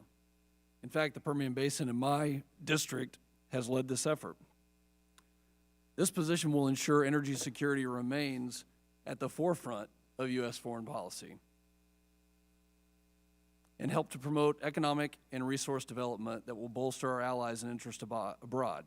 Over the past decade, U.S. energy has been directly responsible for raising over 1 billion people out of poverty, 1 billion people worldwide. In fact, U.S. energy exported around the world has raised the quality of life, has allowed access to clean water, to health care, to heat, and is safe, affordable, and reliable. By ensuring that we are working in tandem with our partners across the globe to advance sound energy policies that promote trade, spur technology development, and advance an all-of-the-above energy strategy, we can better insulate ourselves and our allies from the malign efforts of Russia, Venezuela, Iran, and others. Energy security is national security, and nothing can be more important. I am proud to be a member of this committee, and I thank the chairman and the ranking member and all of my colleagues on this committee for including me and including the text of my bill in this markup today. I look forward to continuing to ensure we activate every resource possible to defend American energy security on the global stage. Once again, thank you for including this text during the markup. And with that, I yield back the balance of my time. The representative yields back. I now recognize Representative Titus from Nevada for 5 minutes. Thank you very much, Mr. Chairman. I'm proud to be a co-sponsor of many of the bills that we're considering today, but I just want to speak specifically about something included in the authorization bill. And I want to thank you and the ranking member very much for helping to work with me and include language that is related to authorizing the Office of International Disability Rights at the State Department. More than 1 billion people around the world have a disability. 80% of those live in developing countries. 60% of people with disabilities are women, and women with disabilities are more likely to experience sexual violence than women without. There are more than 90 million children with disabilities worldwide, and children with disabilities are more likely to be malnourished than children without. We know that disability rights cut across all sectors. This includes democracy, human rights, labor, global health, education, and disaster relief. We're certainly seeing that now during this COVID pandemic. The authorized office that's in this bill will set forth some very important provisions. It will be led by a senior advisor, and it will seek to ensure that U.S. foreign operations are accessible to all people, including those with disabilities.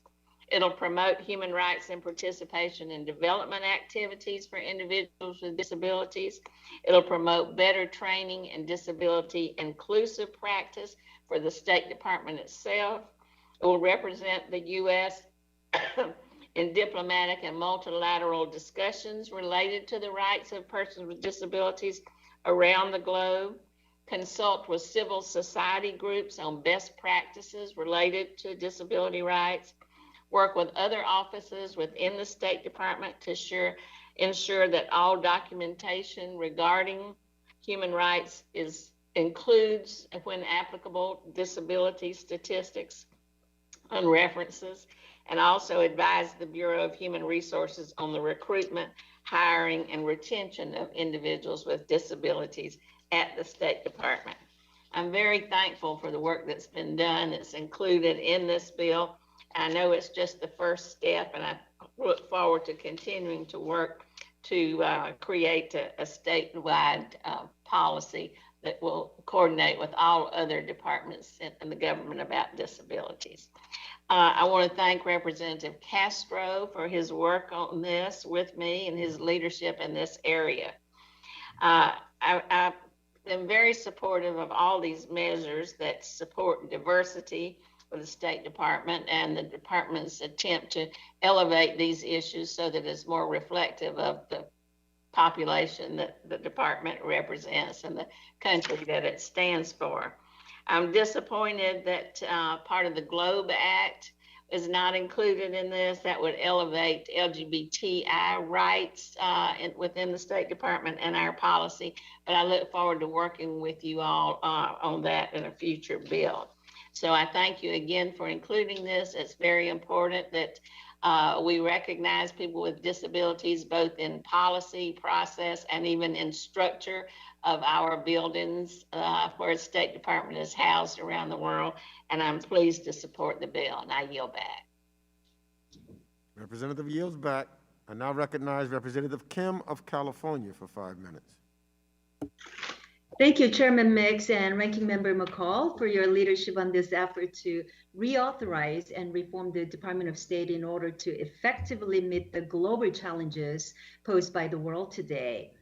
I'm honored to have my bill, H.R. 1244, which would eliminate certain foreign affairs reporting requirements, included in the final version of the bill offered by Chairman Meeks as part of the push to improve the efficiency of the State Department. And I'm glad to have worked with Representative Jerry Connolly as a co-lead. And I also want to thank Representative Malinowski for raising similar issues and concerns about the reporting requirements at the Department of State.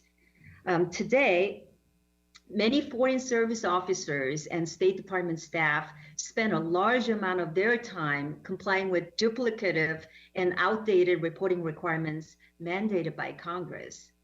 My amendment would repeal those duplicative and onerous requirements to effectively streamline the flow of information from the State Department to Congress, cut through bureaucratic inefficiency, and allow our foreign service officers to spend more of their time working towards accomplishing America's foreign affairs objectives.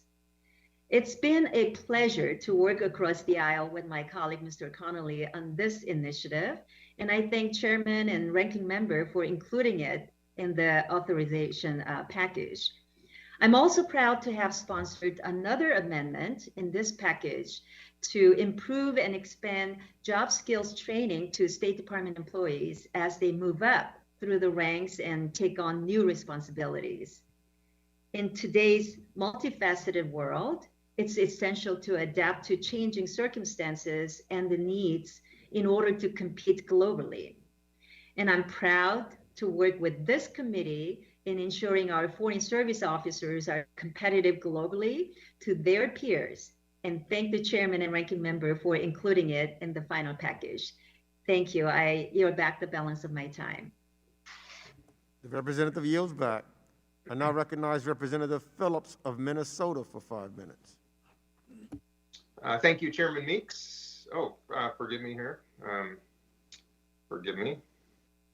I want to thank you, Chairman Meeks, congratulate you on your first markup, and also to Ranking Member McCaul.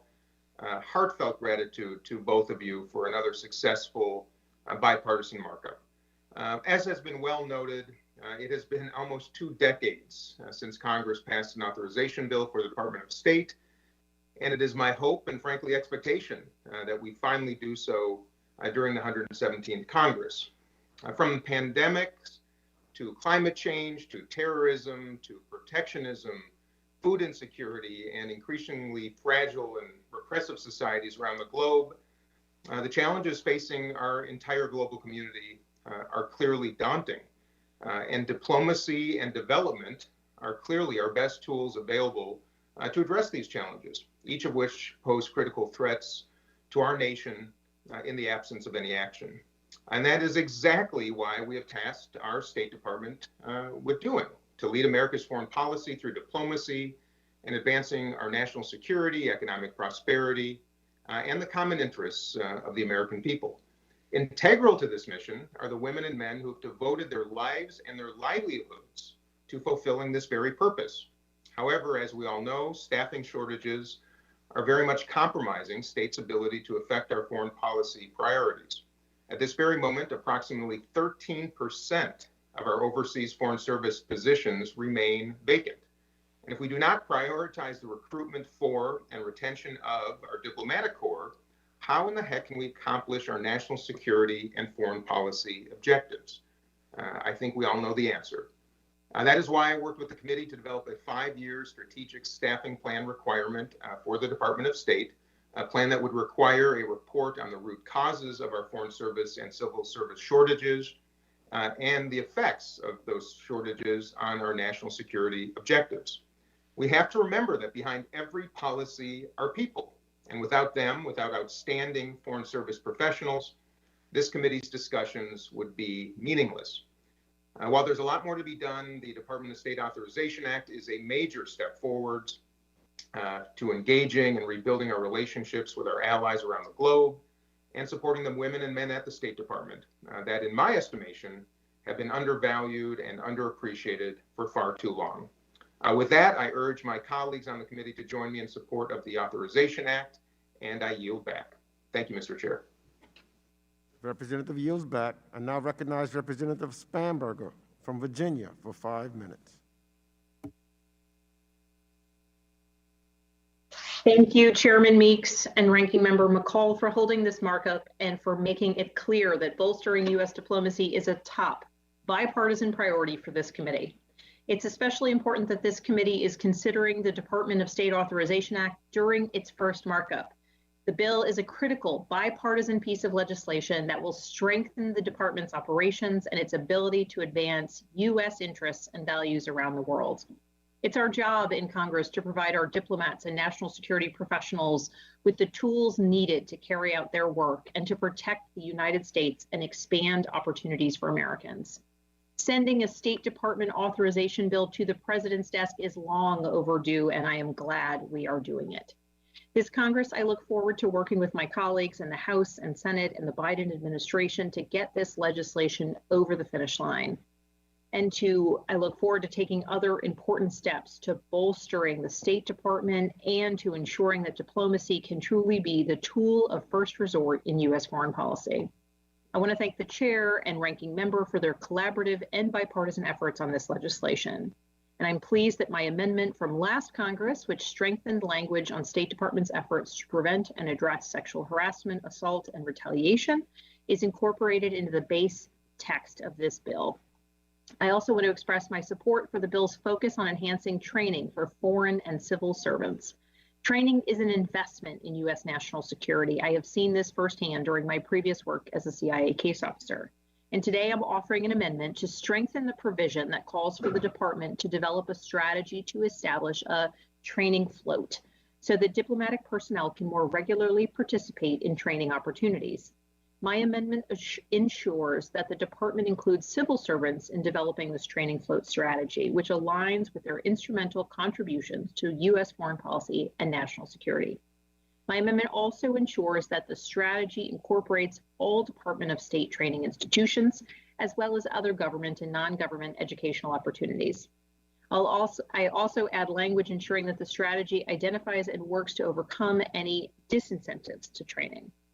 I'm proud to support this bill and to support our diplomats and national security professionals serving in the United States and around the world. Their work helps keep Americans safe and secure, and their efforts to advance U.S. values and interests, forge diplomatic solutions to challenging issues, strengthen American alliances, and expand economic opportunities are absolutely critical. Thank you, Chairman Meeks, Ranking Member McCaul, and to all the members, staff, and experts who helped draft this legislation. I appreciate your work. Mr. Chairman, I yield back. The representative yield back. Do any other members wish to speak on this measure?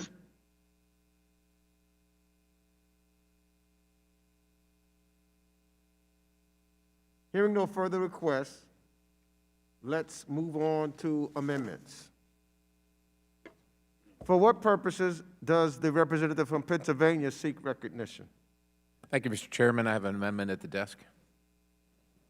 The representative is recognized for that purpose. Thank you, Mr. Chairman. As we consider the Department of State Authorization Act, I urge my colleagues to do what they can to ensure that the State Department does not promote policies antithetical to America's interest or legal framework. This amendment to the Authorization Act expresses a sense of Congress that providing any United States contribution— Mr. Perry, hold on 1 second. I need the clerk to distribute the amendment to your staff virtually and in the hearing room. So let us pause briefly to give all members enough time to review the amendment. My apologies, Mr. Chairman. It was my understanding that it was already distributed. Good. Been distributed. You are correct, Mr. Perry. I just got the thumbs up. Can you believe that? Chair Meeks? I do, Mr. Chair. Yes. Would you like me to report the amendment? Yes. Okay. Please report to me. Perry Amendment number 27. At the end of Title 8, add the following. Sense of Congress— Without objection, further reading of the amendment will be dispensed with. A point of order is reserved. The gentleman now, Mr. Perry from Pennsylvania, for 5 minutes. Thanks again, Mr. Chairman. I'll just continue to pick up where I left off. This amendment to the Authorization Act expresses a sense of Congress that providing any United States contributions to the United Nations Framework Convention on Climate Change violates U.S. law. Quite frankly, there should be no need for this amendment. For starters, several recent appropriation laws included the following language, and I quote, "None of the funds appropriated under the heading Economic Support Fund in this act may be made available for assistance for the Palestinian Authority if after the date of an enactment of this act, the Palestinians obtain the same standing as member states or full membership as a state in the United Nations or any specialized agency thereof outside an agreement negotiated between Israel and the Palestinians," unquote. This language is included in the Consolidated Appropriations Act 2021, further Consolidated Appropriations Act 2020, Consolidated Appropriations Act 2019, Consolidated Appropriations Act 2018, Act 2017, 2016, and Consolidated and Continuing Appropriations Act of 2015. Section 410 of the Foreign Relations Authorization Act, fiscal years 1994 and 1995, and Section 414 of the Foreign Relations Act, Authorization Act, fiscal years 1990 and 1991, prohibit making any U.S. contributions to an affiliated organization of the United Nations that recognizes Palestine as a state and accords them the same standing as a member. In 2011, UNESCO admitted the so-called State of Palestine as a full member, which triggered the withholding of U.S. assessed and voluntary financial contributions. The UNFCCC constitutes an affiliated organization of the United Nations for the purposes of Section 410 and 414. 5 years ago, the UNFCCC recognized Palestine as a full member state and accorded it the same status as a sovereign nation. Given our laws, Section 410 and 414 should have applied to the UNFCCC, but it hasn't been. If you want to know why, the answer lies in a nearly a generation-long gap of leadership, quite honestly, on this committee. In 2003, this committee has abrogated its authority and responsibility to authorize programs like the UNFCCC to the appropriators and unelected bureaucrats at the State Department. It is precisely this failure that has emboldened the State Department to claim the UNFCCC isn't an international organization and decide to fund it in contravention of clear and explicit statutory language.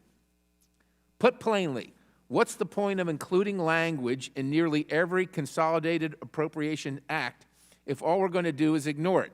This amendment sets the record straight, ensuring that current federal law is followed and that the actions of the State Department reflect official U.S. policy, which explicitly rejects the existence of a state of Palestine and has long opposed Palestinian efforts to obtain statehood through unilateral recognition or acceptance in UN organizations.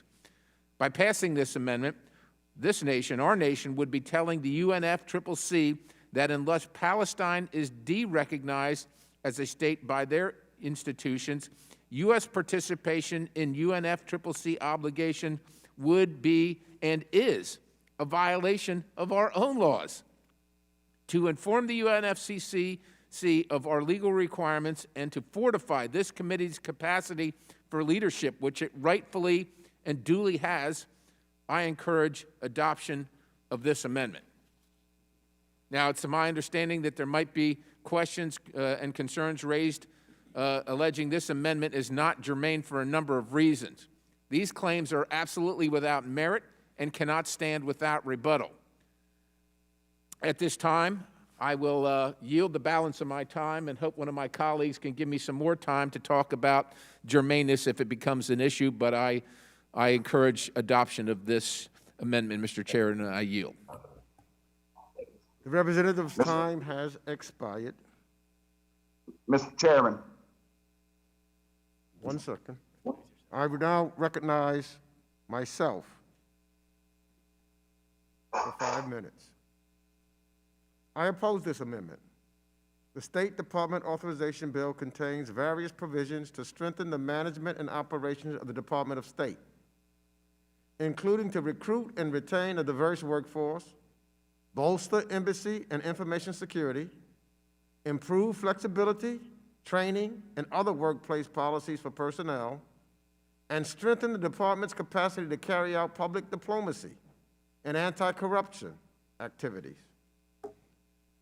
And this goes along with other provisions. The bill authorized activities and positions in a number of key department bureaus and offices, and authorizes funding for diplomatic programs and embassy security, construction, and maintenance. I welcome constructive amendments to strengthen this bill, but unfortunately, Mr. Perry's amendment is not one of them. This bill is not about the United Nations, foreign assistance, specific countries, nor is it about climate change. The amendment is out of place and not relevant to this bill. I therefore oppose and encourage members to oppose this amendment. Is there any further debate on the amendment? Mr. Chairman. Mr. Chairman. Yes. Who requests? Tim Burchett. Recognized for 5 minutes. Thank you, Mr. Chairman. I yield my time to my good friend from Pennsylvania, Representative Perry. I thank my good friend, Mr. Burchett. As I said, if there are questions regarding germaneness, these claims are without merit and cannot stand. False claim number 1, the bill's lack of authorization for foreign assistance or contributions to the UN or its component agencies renders the amendment non-germane. The reality is that this legislation authorizes Department of State's diplomacy programs, including the Bureau of Oceans and International Environment and Scientific Affairs and its component, the Office of Global Change. The OGC, acting in their administrative capacity to allocate voluntary contributions to the UNFCCC after the State of Palestine became a formal member, clearly violated the law, our law. There is a clear, unmistakable nexus between the amendment language providing congressional intent to clear any doubts they may have about the status of the UNFCCC relative to the law and the administrative actions, staffing decisions, resource allocations, and diplomatic mission of the Office of Global Change, the OGC. False claim number 2. The amendment is not germane because there is no state-specific policy provisions in the bill. The reality is the very idea that they're trying to claim that this is state-specific goes to the heart of the provision in law and this amendment. A PLO-run state of Palestine or a state of Palestine in general doesn't come into existence as a result of the UN or a component thereof saying so, and any attempt by these bodies to try to create such a state this way must have immediate and significant consequences. The truth is, this amendment merely offers a point of clarification that their administrative actions clearly authorized under the bill are not in compliance with our law. To reject this amendment on the state-specific basis is to accept the premise that there's a state of Palestine and to inform the entire international community that we don't follow our own laws, intend to keep their bad impulses in check.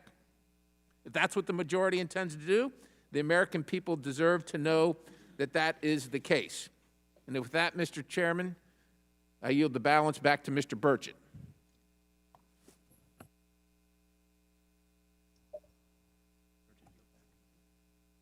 Does the gentleman yield back? Yes, sir, Mr. Chairman. Gentleman yields back. Let me just make the point, Mr. Perry. We are not making a germane argument here. Just saying that this amendment weakens the bill. So we're not talking about, germaneness, so that's not, the procedure is not what we are making an argument here. Anyone like to speak on the bill? Mr. Castro, recognized for 5 minutes. I'd like to speak on the gentleman's amendment. The gentleman from Pennsylvania would have us cut off funding for the UN's Framework Convention on Climate Change because the Palestinian state has acceded to the treaty. And the key word here is treaty, which is what the UNFCCC has always been. As the amendment itself notes, current U.S. law prohibits funding for international organizations that recognize Palestine as a sovereign member. But UNFCCC is not an international organization. It's a treaty. So, for example, Israel itself has agreements, accords, and deals with Palestine covering many topics. As an example, you have the agreement on movement and access. So my question is, would the gentleman from Pennsylvania suggest that the United States should cut off all assistance to Israel? In reality, this is a transparent attempt to deny the U.S. meaningful participation in international climate change work. And this is because many folks in Congress deny climate change actually exists. So I oppose this amendment and urge my colleagues to do the same. Would my friend yield? I certainly would. Mr. Cat, I thank my friend from Texas. Mr. Chairman, I join with Mr. Castro in opposing this amendment. I remember when Ilhan Ross Layton was chairwoman, and we ended up having 2.5 days going till 2 and 3 in the morning with dozens and dozens of pet amendments to the State Department authorization bill. And they were all adopted pretty much on party line votes. And what happened was, of course, by the end of the 2.5-day markup, the bill was so laden with insupportable pet provisions that made people feel good or that reflected their particular perspective, not widely shared, that the bill died of its own weight. You and the ranking member have done a great service to the committee in trying to bring us back to our business, authorization.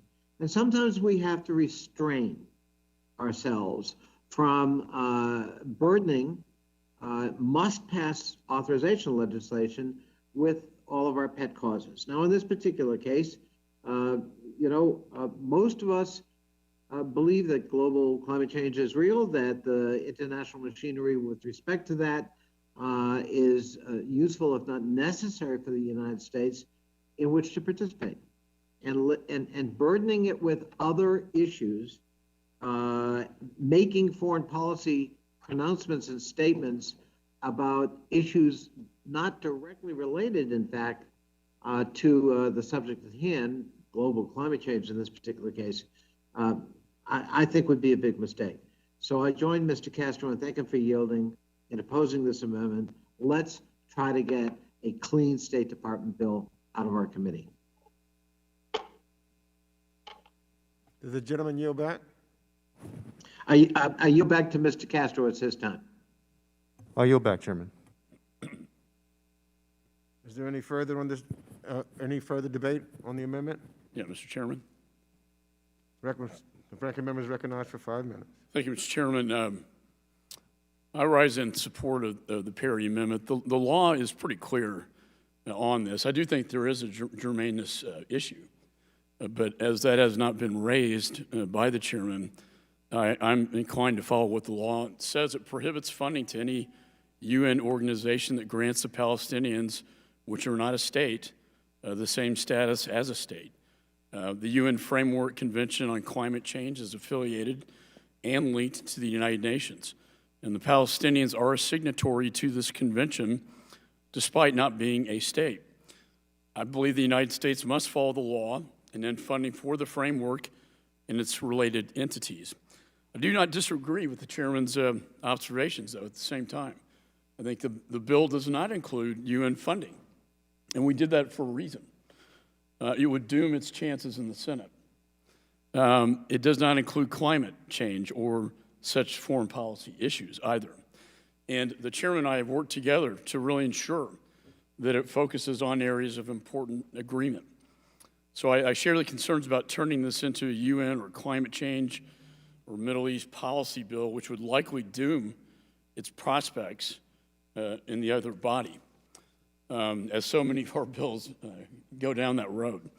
But because this amendment has been allowed to go forward, I do support it on the merits. Is there any further debate? Gentleman Mills back? I yield back. Is there any further debate on the amendment?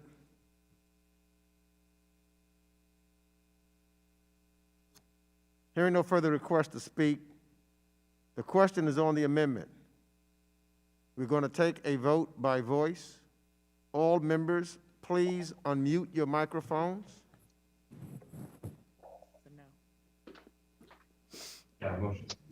All those in favor say aye. Aye.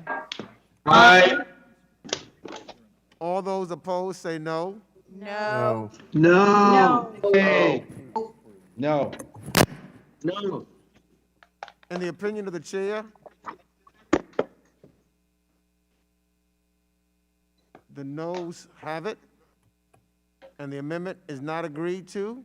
Mr. Chairman, I request a recorded vote. The roll call vote has been requested.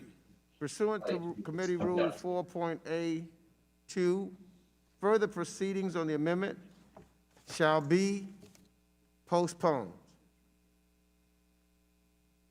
Are there any other amendments? Seeing no further amendments, then without objection, the committee will postpone further consideration of H.R. 1157 and move on to consider H.Res. 136. As explained above, we are doing this so that all roll call votes can be taken at the end of the meeting.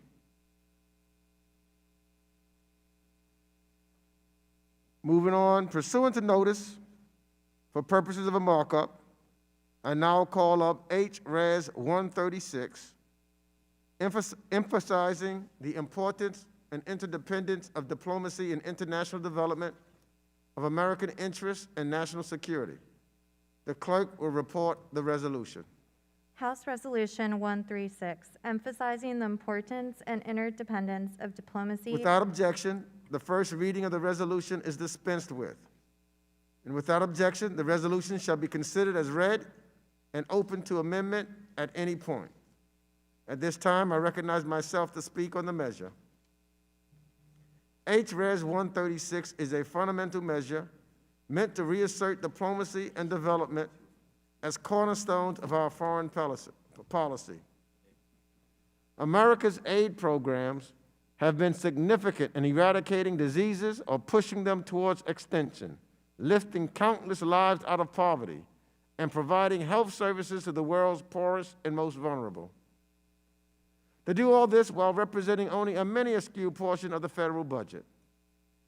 Our diplomats around the world are effective arbiters for peace in the face of our country to many around the world. This resolution is not about the details of our foreign policy programs, but about the overarching principles that guide us. I'm glad to support this measure, and I urge all members to do the same. And now I'll yield back the balance of my time, and I'll now recognize our ranking member McCaul of Texas for any remarks he might have. I just would like to say I strongly support this, and in the interest of time, I'll yield back. The gentleman yields back. And I realize members wish to speak on the resolution and that some members have amendments to offer. I will now recognize members by committee seniority, alternating between Democrats and Republicans for the purpose of speaking on the resolution first. If you miss your turn, please let our staff know and we will circle back to you. If you seek recognition, you must unmute your microphone and address the chair verbally. Then we will move on to amendments. Do any other members wish to speak on the measure?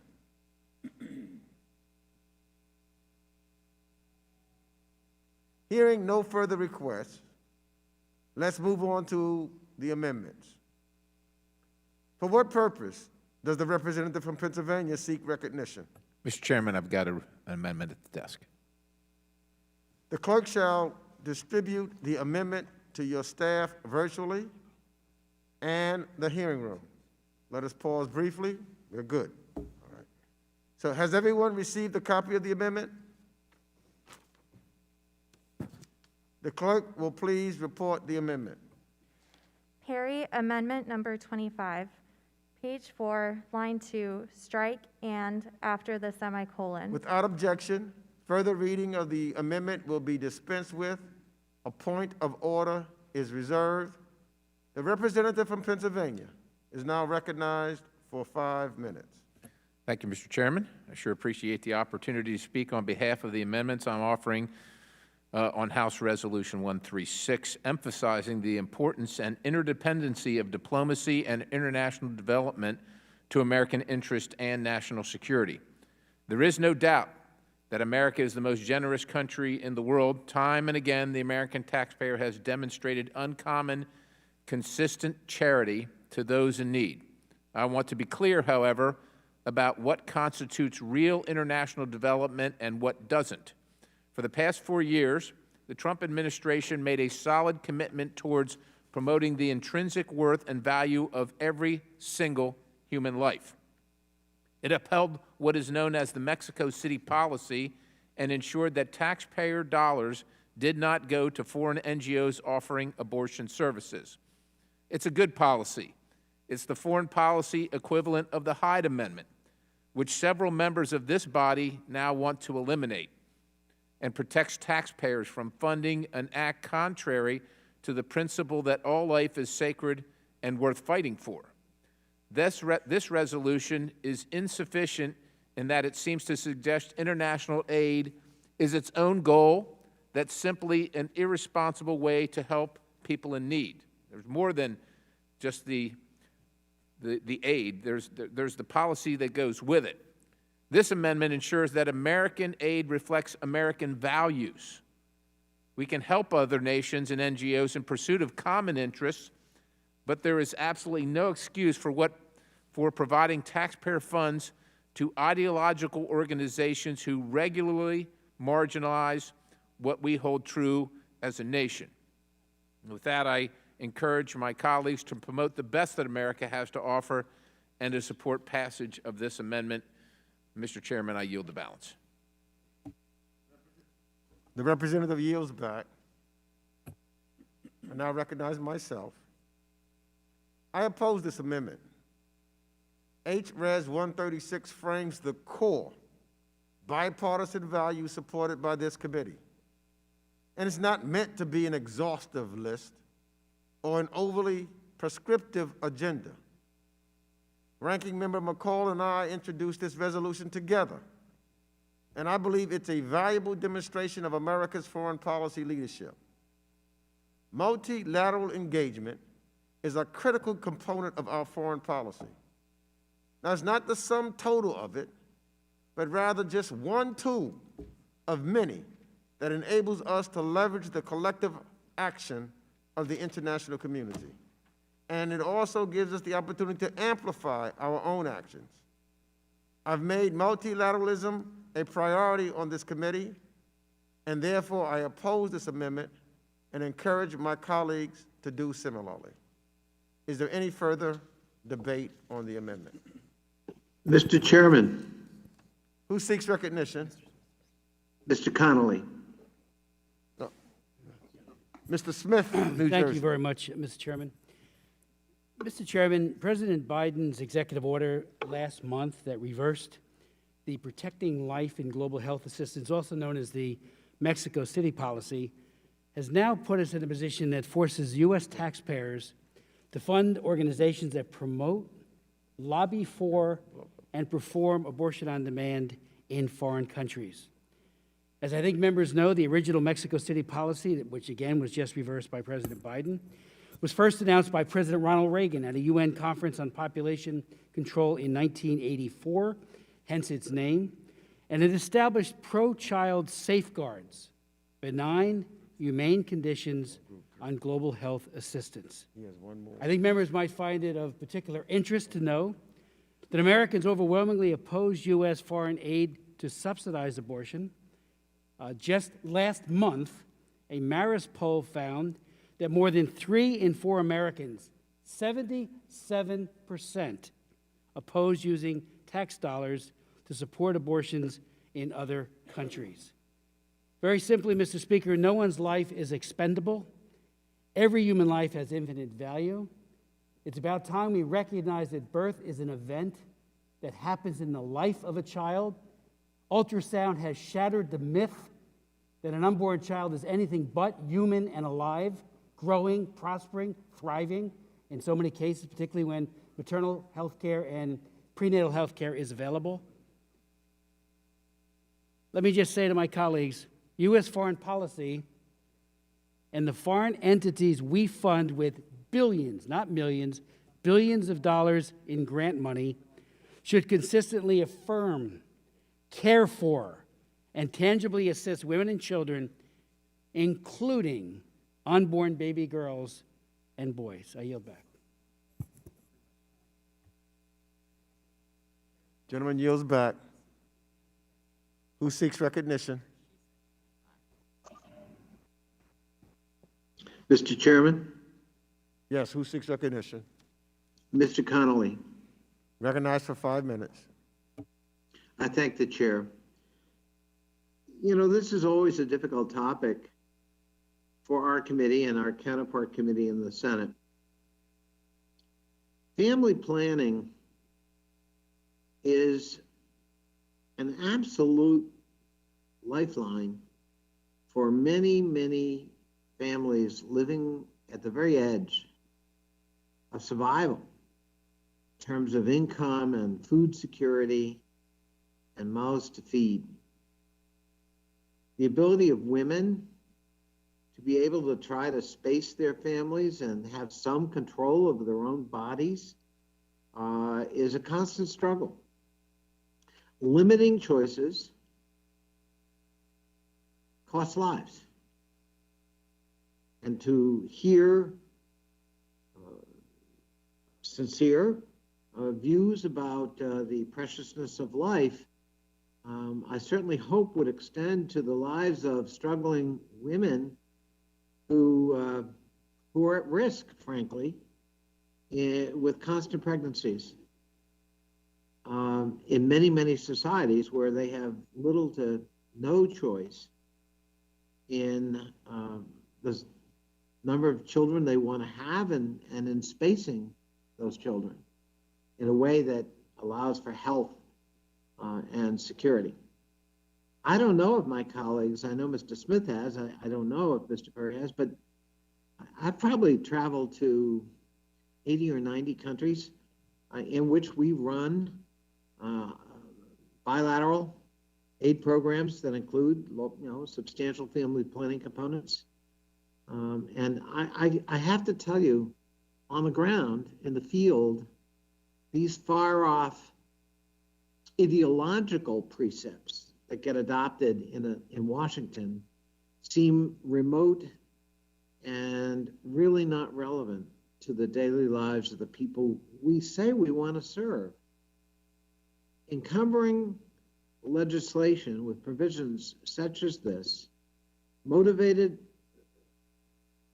though I know they are, with noble purpose, I also think have serious consequences that can counteract the very purpose ostensibly we seek to propound. So I oppose this amendment, and I oppose imposing one value system over others. And I think the United States is a great power, especially after the very great difficulty of the last 4 years, should tread very lightly in imposing one set of values over others that have real impacts on people's lives all around the world. With that, I yield back. The gentleman yield. Mr. Connolly, would you yield? Yes, to whom am I yielding? To the chair. Yes, of course, Mr. Chairman. I'm sorry, I couldn't see. The Mexico City policy, or the global gag rule, has restricted access to comprehensive health care to populations around the world. The Trump administration expanded it even further, impacting funding for HIV programs, malaria, and maternal and child health. Now, President Biden has reversed this harmful policy, and it has no place in bipartisanship. Foreign policy framing and in resolutions. While many on all sides have strong views on the global gag rule, and I believe there is a time and place for making the case that access to comprehensive health care is a human right. For the purposes of this markup, though, my objective is to come together as the Foreign Affairs Committee and highlight our collective values. And I therefore oppose the amendment again and encourage my colleagues to do so similarly. Is there any further debate Move to strike on the the last amendment? word. Yeah, Mr. Chairman. Mr. McCaul. Thank you, Mr. Chairman. As I stated previously, I support this resolution very strongly that you and I worked together on, and I co-sponsored it with you. This issue is one of intense debate. It's emotional. Because this amendment has been offered, I do want to associate myself with the remarks of Mr. Smith and support what is informally known as the Mexico City policy. We must ensure that U.S. taxpayer funds do not go directly or indirectly to organizations that perform or promote abortion overseas. I recognize for the members here, this is one of intense, for some matters of faith. As a practicing Catholic, it's a moral issue for me. And I know people on the other side have other arguments why this should be allowed. But for the purposes of this amendment, I do rise in support, and I yield back. Mr. Chairman. Mr. Chabot. Thank you. I'll move to strike the last word. I'll be brief. I would just note, first of all, that the organizations, the grantees, out of 1,340 of the prime grantees, there were only 8 who declined to comply with this. So this has already been worked out. They already accepted this. And so essentially what this does is upset the apple cart. And when I heard one of my colleagues mention about imposing a value system on on people, let's just make sure we understand what what those values are. We're talking about protecting innocent unborn life, and we're talking about taking tax dollars from folks like Mr. McCaul, who indicates he's Catholic. I am too, and there are many people who aren't Catholic who want to protect innocent unborn life too. But we're talking about taking our tax dollars and not only providing abortions for somebody, but providing for abortions in other countries. Let's spend our money here in the United States, and if we're going to spend it overseas, let's not do it on abortions, especially taking it from American taxpayers.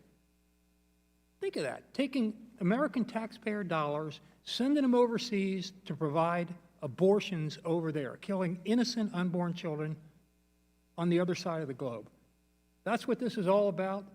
And even though he opposed my legislation earlier today, I wholeheartedly support the gentleman from Pennsylvania's amendment here, and I thank him. Would the gentleman yield?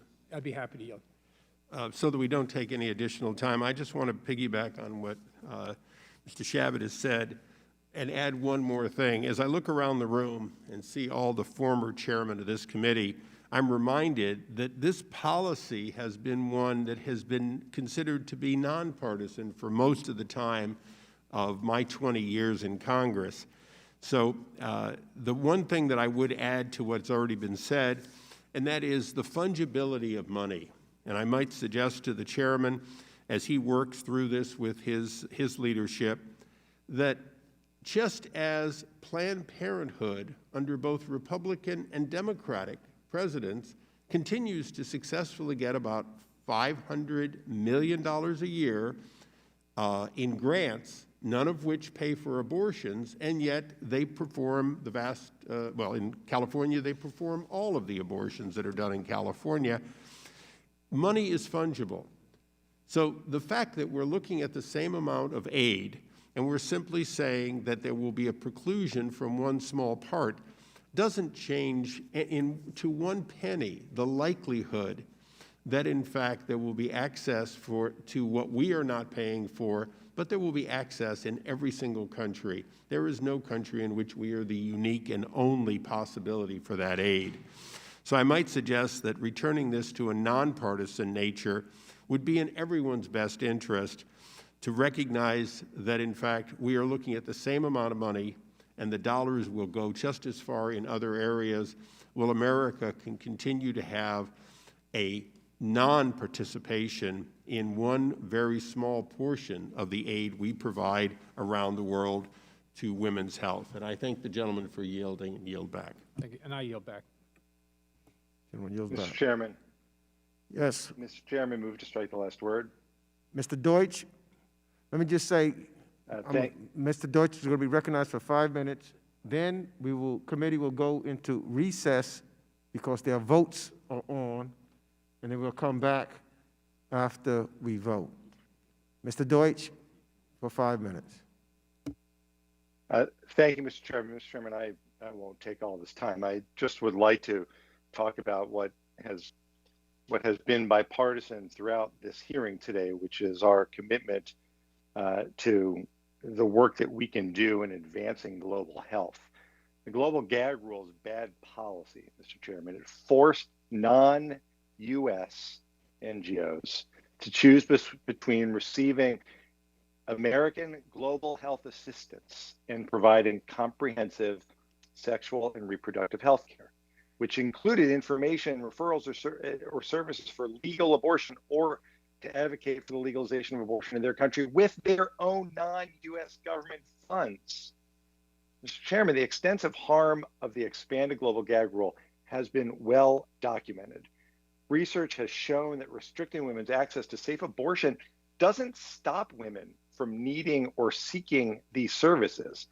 It drives them underground, and it results in death and injury from unsafe conditions. Leading peer-reviewed medical journal recently published findings that suggested that curbing U.S. assistance to family planning organizations, especially those that consider abortion as a method of family planning, actually increases abortion prevalence in sub-Saharan African countries most affected by this policy. The global gag rule, Mr. Chairman, is one more example. It's one more example of politicians coming between individuals and access to healthcare. We ought to be working to provide access to healthcare, not limiting it. And when we provide that access, by providing the kind of education that the global gag rule cuts off, we're also going to be reducing the number of abortions. I yield back. Thank you, Mr. Chairman. The representative yields back.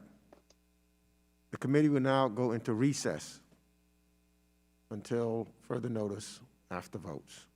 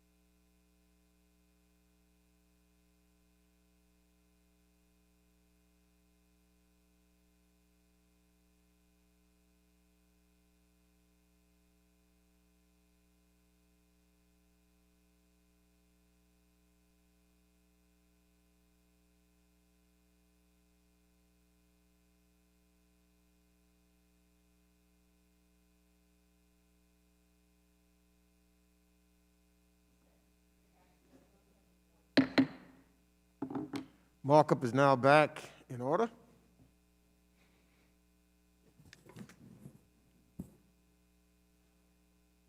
Is there any further debate on the amendment?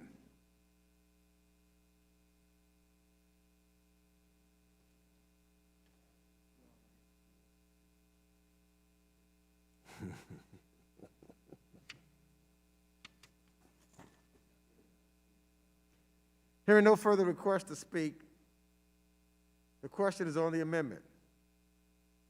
We're going to take a vote by voice. All members, please unmute your microphone.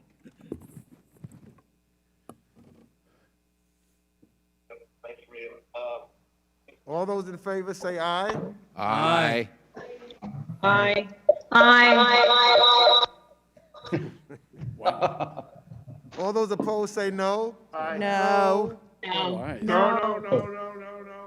In the opinion of the chair, the noes have it, and the amendment is not agreed to. Mr. Chairman, I request a recorded vote. A roll call vote is requested pursuant to committee rules 4A2. Further proceedings on the amendment shall be postponed. Any other amendments?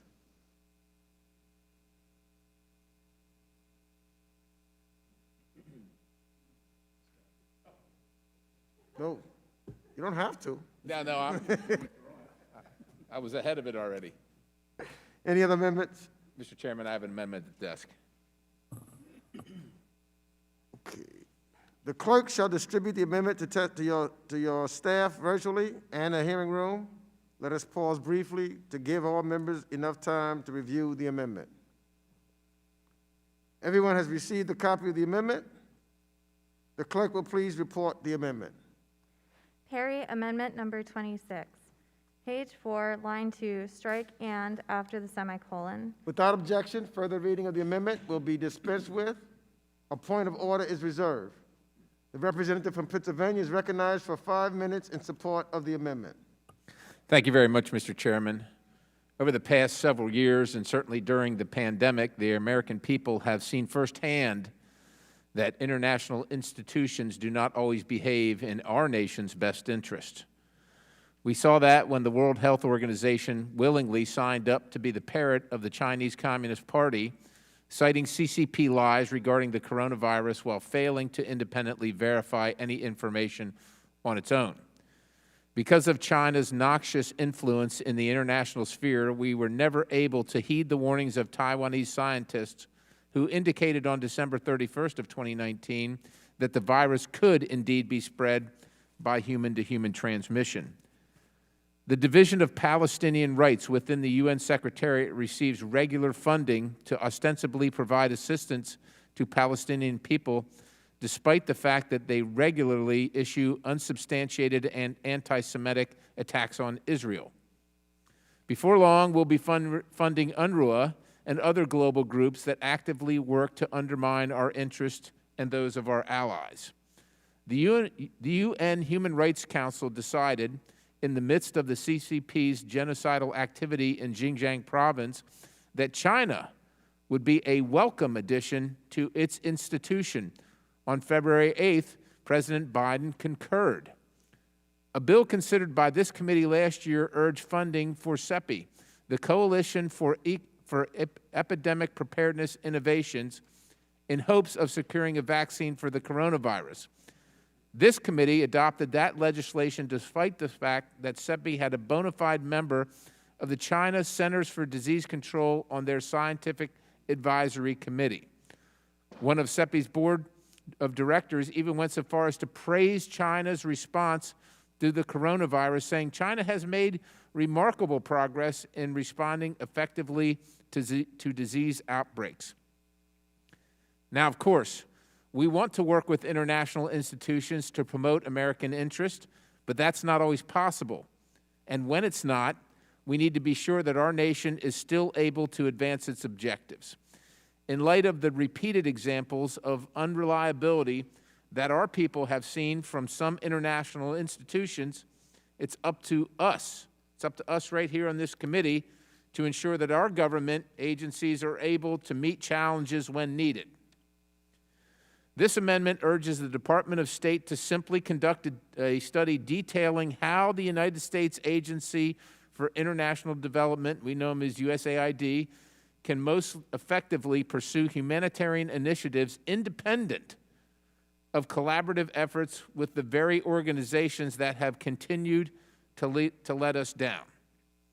So simply for the sake of protecting our interest, the interest of the United States, our citizens, our taxpayers, of the circumstances, I urge adoption of this amendment. And with that, I yield the balance.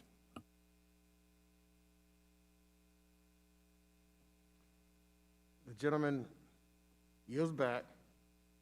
I now recognize myself for 5 minutes. I oppose this amendment. We should be supporting more engagement through multilaterals, not less.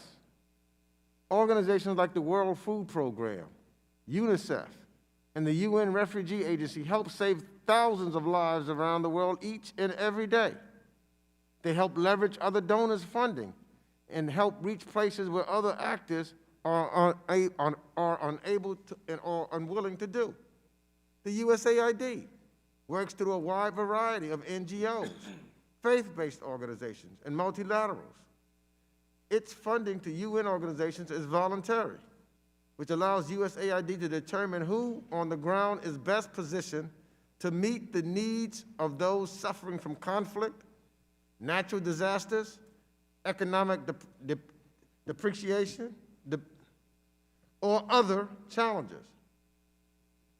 Again, a framing resolution on the value of international development as a tool for U.S. foreign policy is not the place to be mandating reports.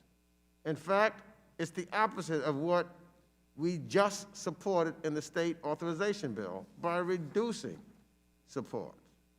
reports. I now yield to the ranking member. Thank you, Mr. Chairman.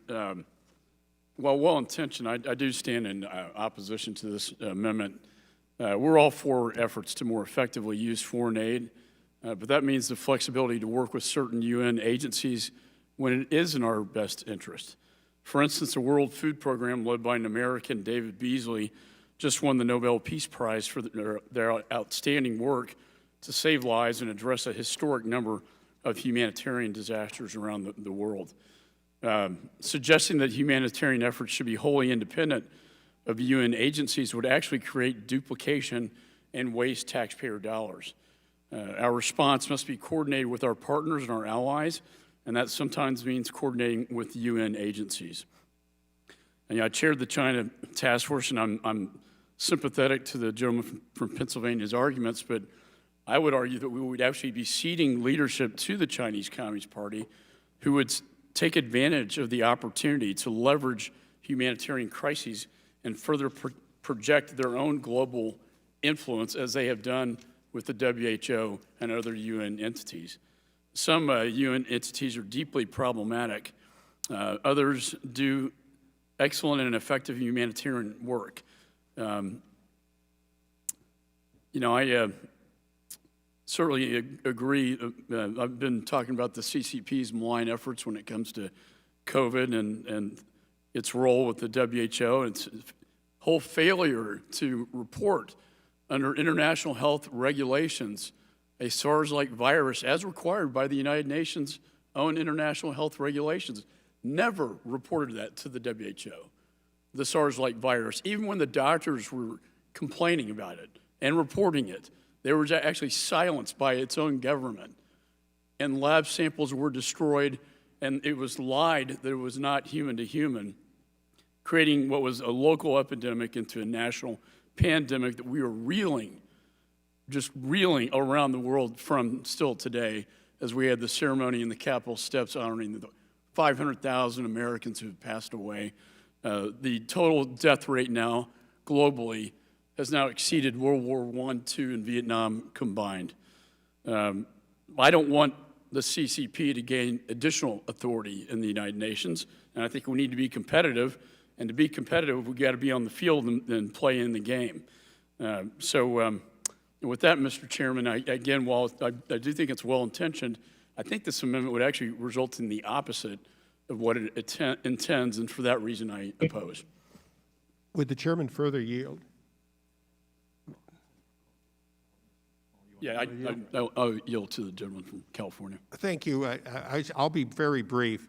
I join with the ranking member and chairman in opposition reluctantly to this amendment. I believe, as ranking member McCaul said, this is well intended, but I want to point out just one point that hasn't yet been made, and that is that the largest funder of the United Nations is the United States.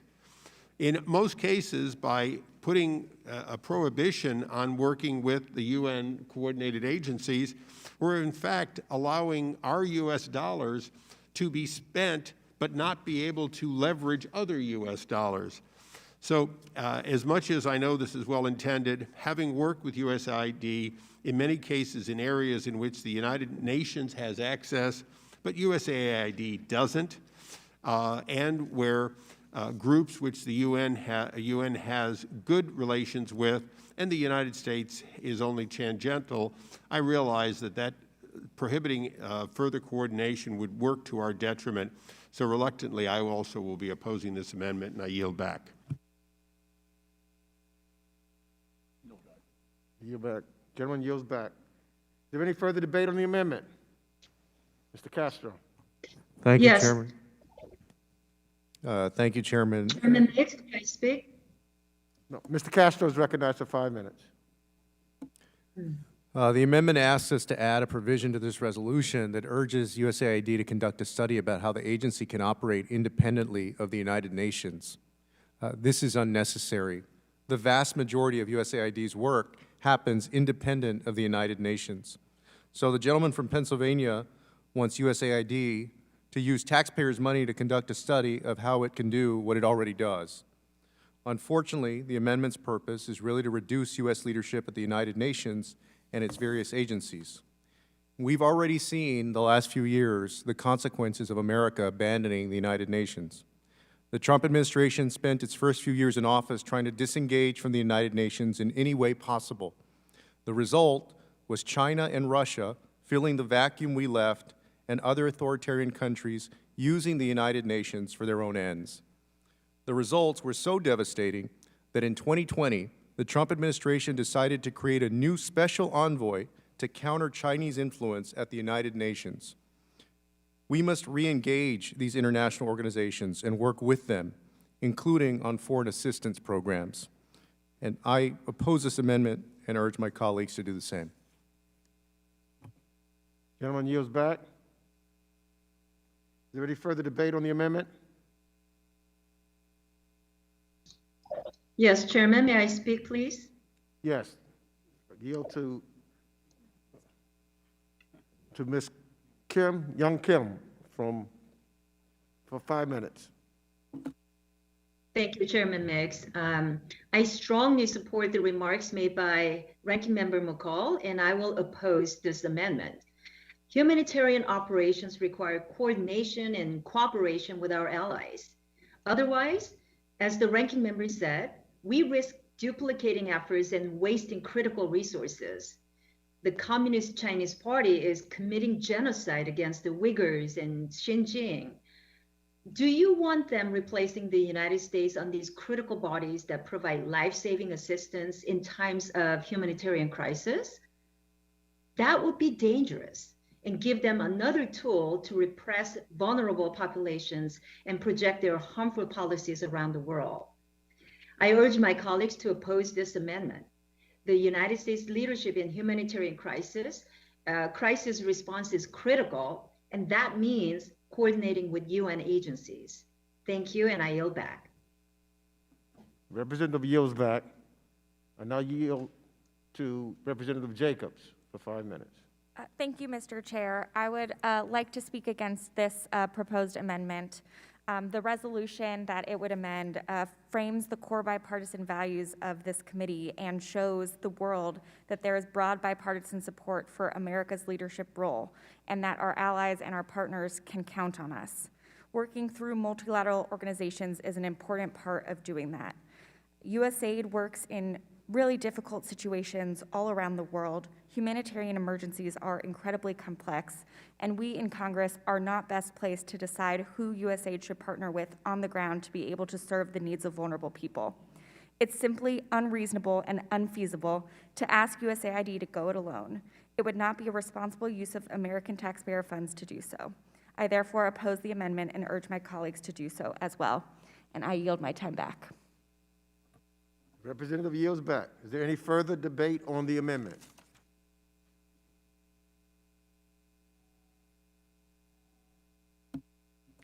Hearing no further requests to speak, the question is on the amendment. We're going to take a vote by voice. All members, please unmute your microphones.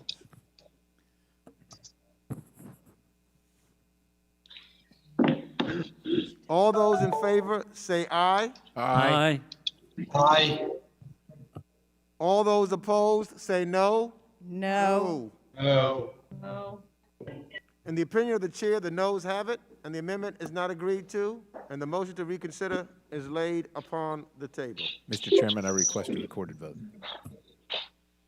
A roll call vote is requested pursuant to Committee Rule 4A2. Further proceedings on the amendment shall be postponed. Are there any other amendments?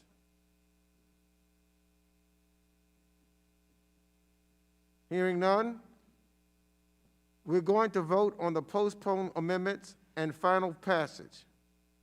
We will do that, and we'll go into recess until 6 p.m., where we'll come back for recorded votes.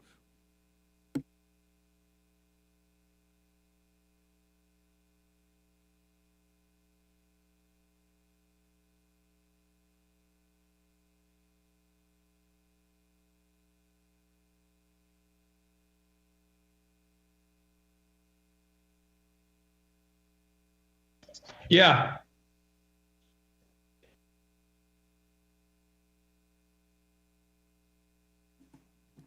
The committee is now in recess.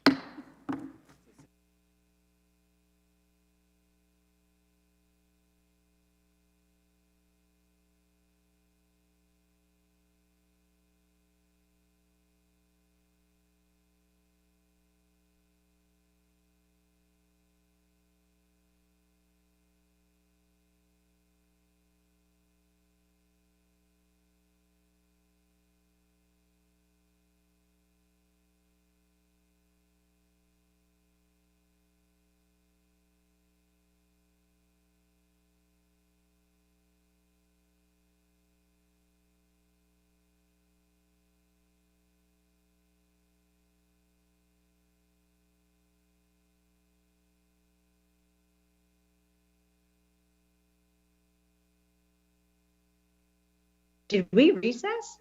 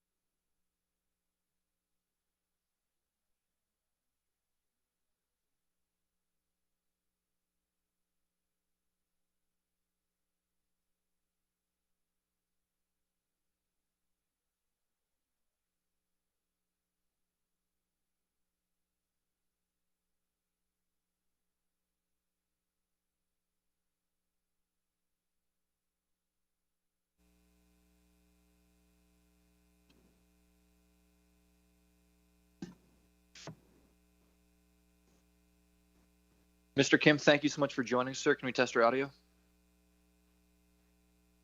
1, 2, 3, 4, 5. Perfect. Thank you very much. And Mr. Cicilline. 1, 2, 3, 4, 5.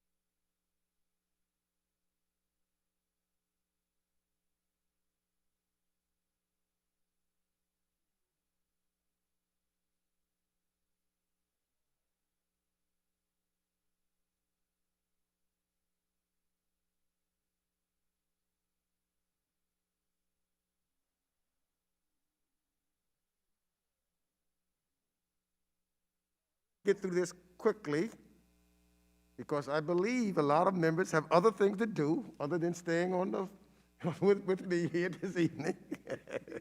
Amen. Dinner right here, Mr. Chairman. Mr. Chairman, we enjoy being with you. Yeah, well, you know, so let's do this. The committee will now resume consideration of the amendment to H.R. 1157, the Department of State Authorization Act of 2021, on which roll call votes were requested and postponed.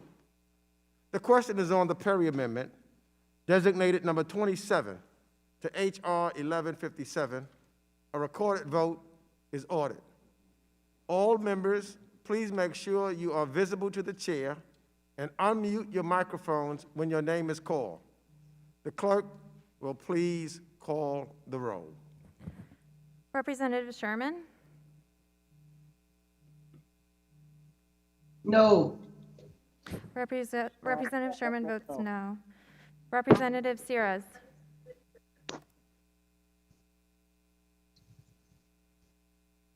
Representative Cis?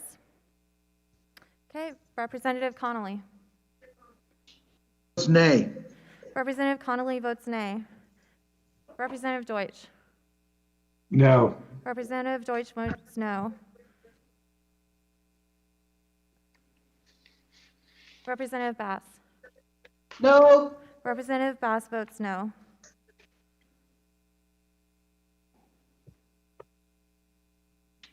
Representative Keating? Seeing the other hand, so. Representative Keating?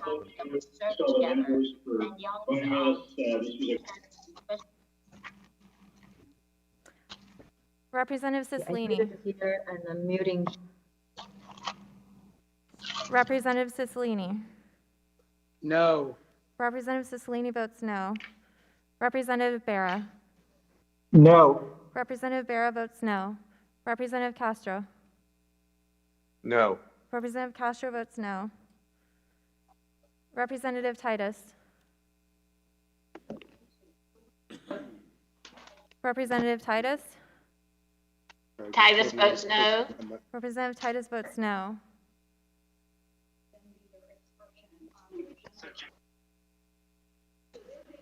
Representative Liu.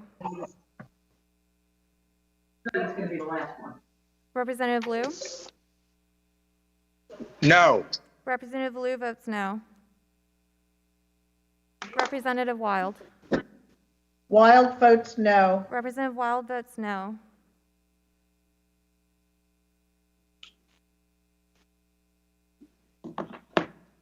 Representative Phillips. No. Representative Phillips votes no.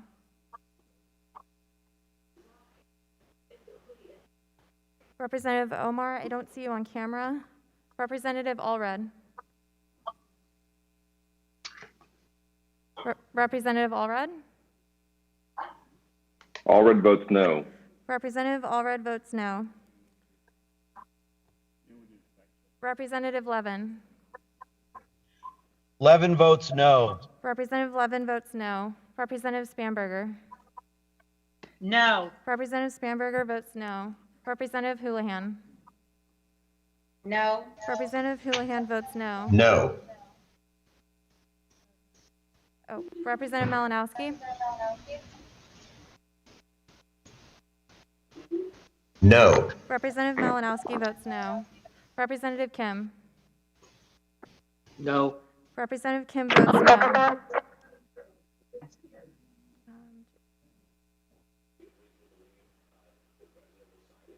Representative Jacobs. Okay. Jacobs votes no. Representative Jacobs votes no. Representative Manning. Manning votes no. Representative Manning votes no.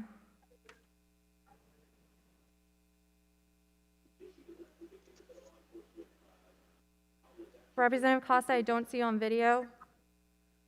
Representative Vargas. Oh, Representative Costa, I see you now. What is your vote, sir? Representative Costa? On the Perry amendment? Yes, so we're voting on Perry Amendment Hello? number 27. No. Representative Costa votes no. I voted no earlier. Representative Gonzalez? Yeah, I don't know if it went through, but we'll find out. Yes, it looks like they can see you. I'm just confirming that your vote did go through. Yeah. Representative Gonzalez? Representative No. All members, a kind Just a- reminder to please stay muted if you're not voting. Representative Schneider? Schneider votes no. Representative Right. Schneider votes no. Ranking Member McCaul?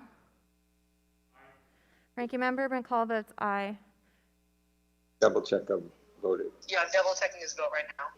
All members, please remain muted. Do you see Smith? Representative Smith, I don't see you. Representative You Chabot? should. Oh, he's there? He's there? Oh, I see you, Mr. Smith. How would you like to vote, sir? Yes. Representative Smith votes aye. Representative Chabot? Representative Chabot votes aye. Representative Wilson? Representative Wilson votes aye. Representative Perry? Aye. Representative Perry votes aye.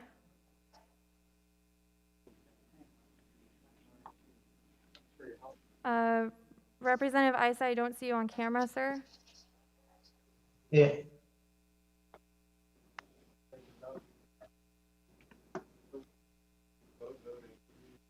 Representative Kinzinger, I don't see you on camera. I should be on camera. Here's Oh, let me look for you. Oh. Representative Kinzinger? Kinzinger's an aye. Representative Kinzinger votes aye.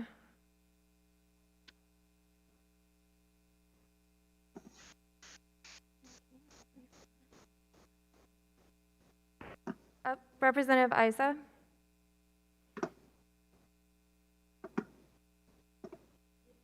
Representative Isa?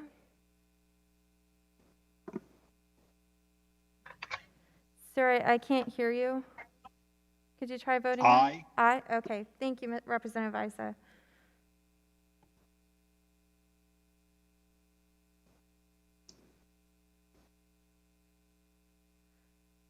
Representative Saladin, I don't see you on camera. If you are on, can you please say something?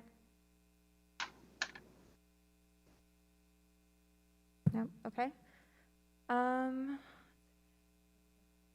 Representative Wagner? Aye. Young Kim? Representative mute. Wagner votes aye.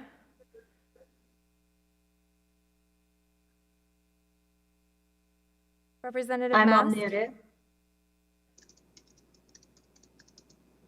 Representative Mast? Aye. Representative Mast votes aye. Representative Fitzpatrick? No. Representative Fitzpatrick votes no. I do not see Mr. Buck. Representative Burchett? Burchett votes aye, yes. Representative Burchett votes aye. Representative Green? Aye. Representative Green votes aye. Representative Barr? Aye. Representative Barr votes aye. Representative Stubbe, I don't see you on camera. Representative Muser? Muser votes aye. Representative Muser votes aye. Representative Tenney? Representative Tenney? Tenney votes aye. Representative Tenney votes aye. Representative Pfluger? Pfluger votes aye. Representative Pfluger votes aye. Representative Maliotakis? Yes. Representative Maliotakis votes aye. Representative Meyer? Representative Meyer votes aye. Representative Meyer votes aye.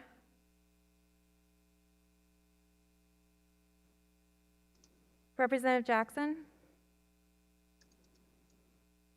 Aye. Representative Jackson votes aye.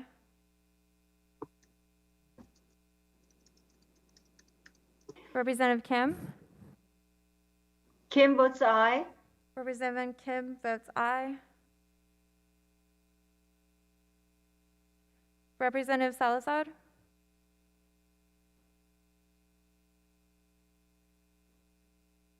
Yes. Representative Salazar votes aye.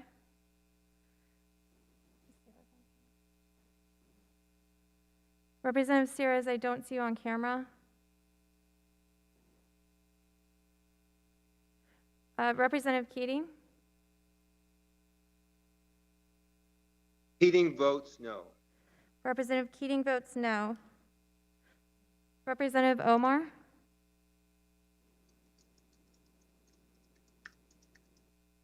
No. Representative Omar votes no. Representative Gonzalez?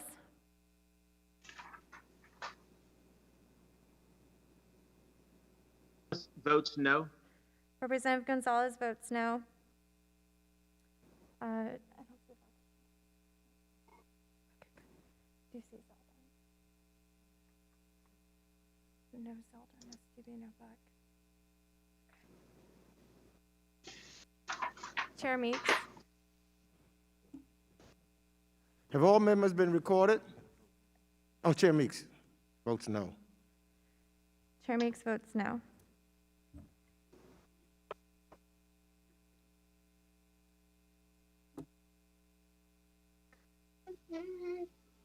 Mr. Chairman, I believe Mr. Sears was seeking your attention. Mr. Sears? Mr. Chair, I do not have a recorded vote for Mr. Sears if he is looking to record his vote. Mr. Sears, you're not recorded. Please unmute. I see you, but I can't hear you.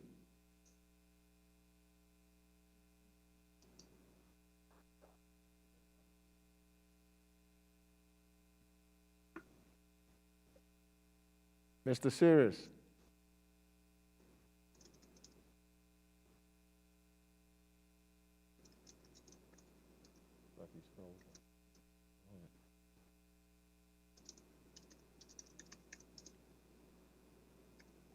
Any members want to change their vote?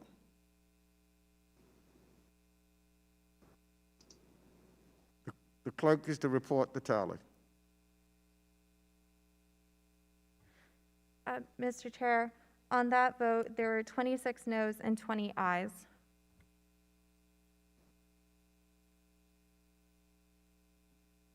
The amendment is not agreed to.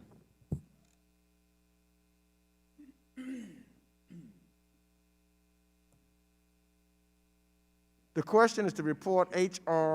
1157, the Department of State Authorization Act of 2021, to the House with the recommendation that the bill do pass as amended, and amendments to the bill shall be reported as a single amendment in the nature of a substitute. We're going to take a vote by voice. All members, please unmute your microphones.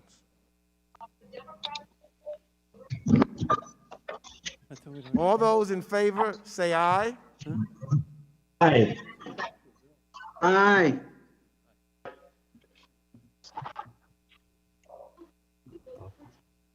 All those opposed, say no. No. In the opinion of the chair, the ayes have it, and the motion to reconsider is laid upon the table. I thought there were 300.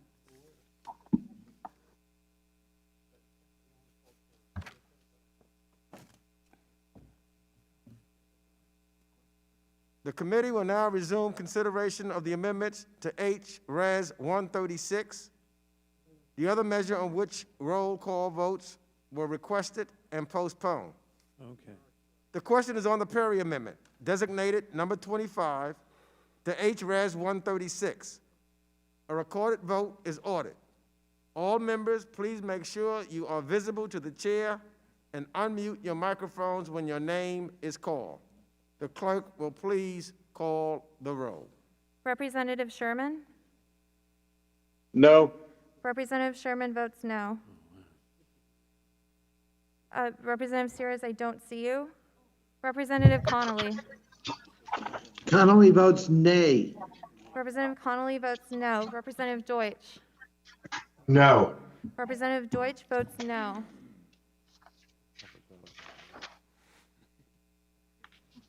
Representative Bass? No. Representative Bass votes no. Representative Keating?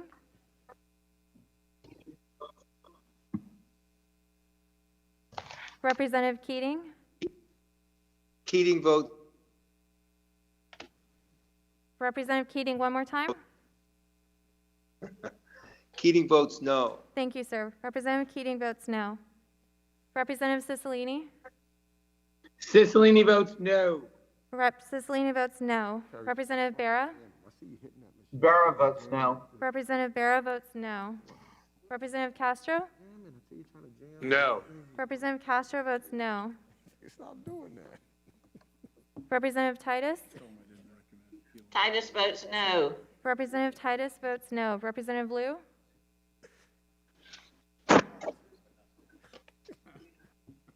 Representative Liu? Lou votes no. Representative Liu votes no. Representative Wild? Wild votes no. Representative Wild votes no. Representative Phillips? Representative Phillips? No. Representative Phillips votes no. Representative Omar? Representative Omar?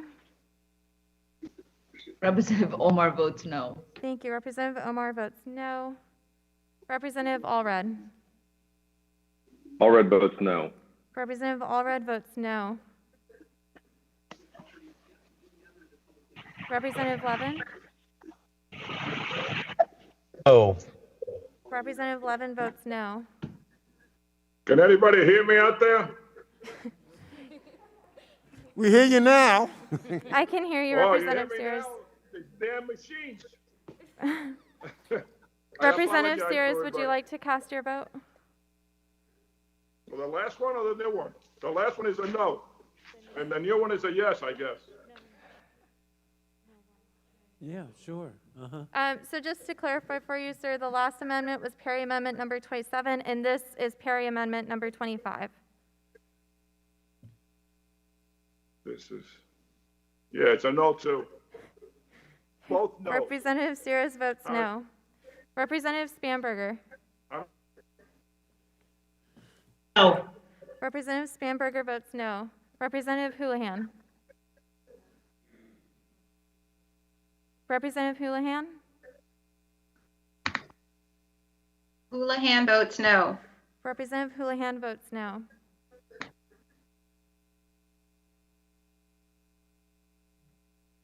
Representative Malinowski.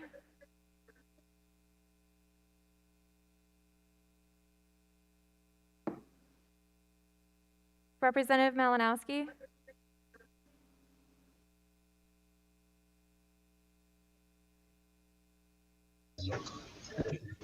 No. Representative Malinowski votes no. Did they call my name? Representative Andy Kim.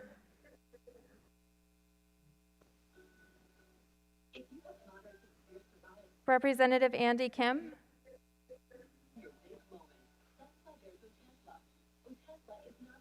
I will circle back to you. I see you on camera, but it looks like you're frozen.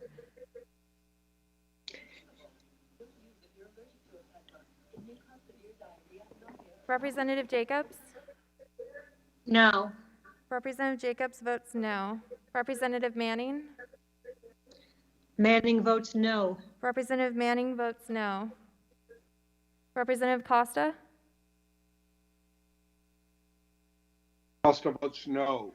Representative Costa votes no. Representative Vargas is not here. Representative Gonzalez?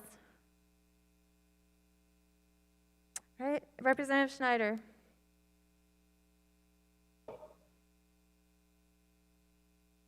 Representative Schneider, I see you on camera, sir. Would you like to vote? Schneider votes no. Thank you. Representative Schneider votes no. Ranking Member McCaul? Yeah, Mr. Chairman, I just want to clarify for the members on my side of the aisle, this is the Mexico City Policy Amendment, is that correct?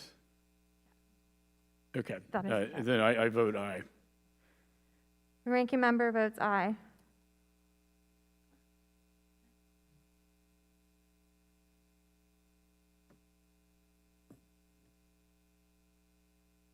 Representative Smith? Yes. Representative Smith votes aye. Representative Chabot? Representative Chabot votes aye. Representative Wilson? Aye. Representative Wilson votes aye. Representative Perry? Aye. Representative Perry votes aye. Representative Issa? Aye. Representative Issa votes aye. Representative Kinzinger? Kinzinger is an aye. Representative Kinzinger votes aye. I don't see Mr. Zeldin. Representative Wagner? Wagner votes aye. Representative Wagner votes aye. Representative Mast? Representative Mast votes aye. Representative Mast votes aye. Representative Fitzpatrick? Fitzpatrick votes aye. Representative Fitzpatrick votes aye. I don't see Mr. Buck. Representative Burchett? Burchett votes aye, yes. Representative Burchett votes aye.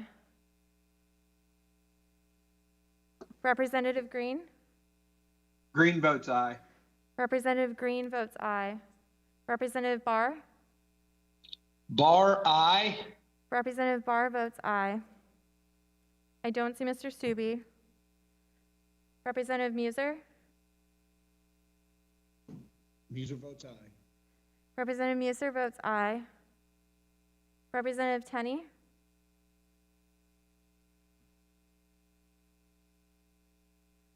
Tenney votes aye. Representative Tenney votes aye. Representative Pfluger? Pfluger's an aye. Representative Pfluger votes aye. Representative Maliotakis?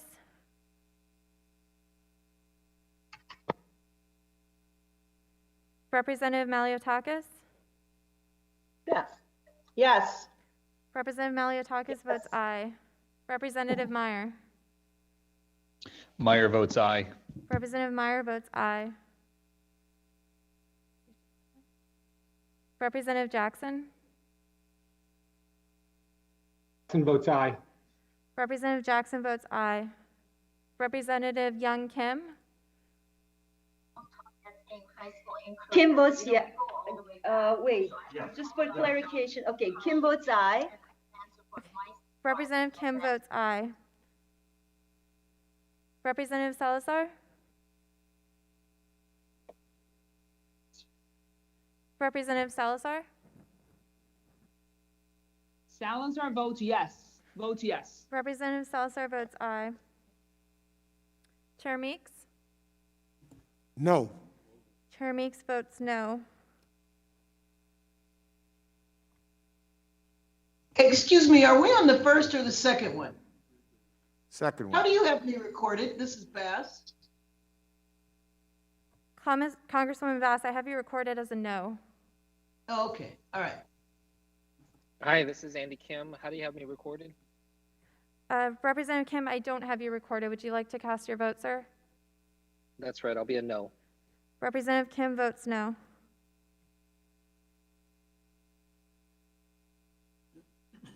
Have all members been recorded? Any members who wish to switch their vote? The clerk will report the tally.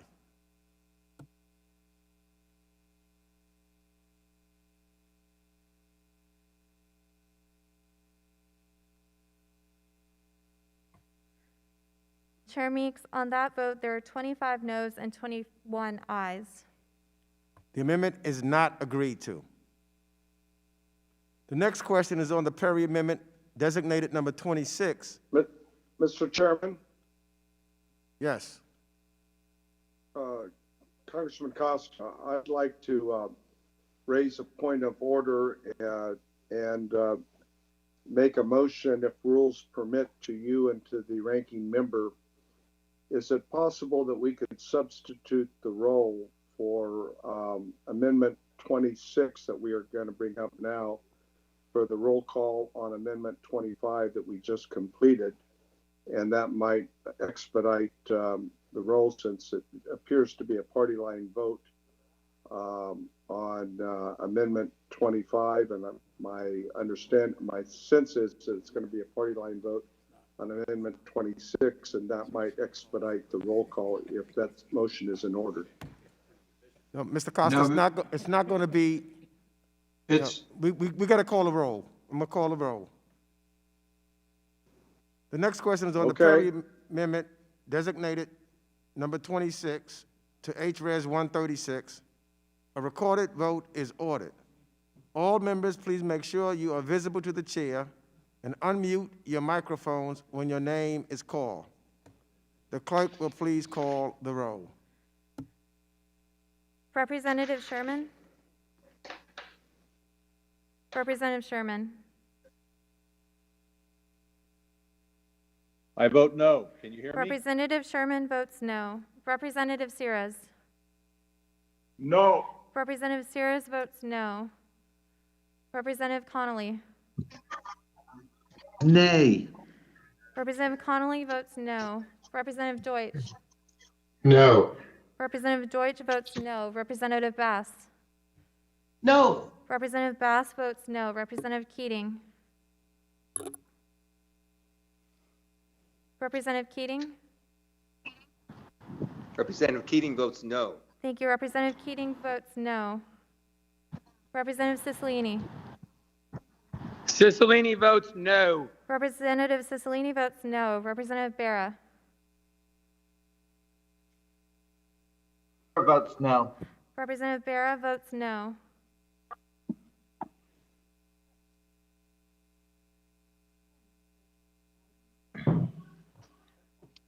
Representative Castro, I don't see you on camera. No.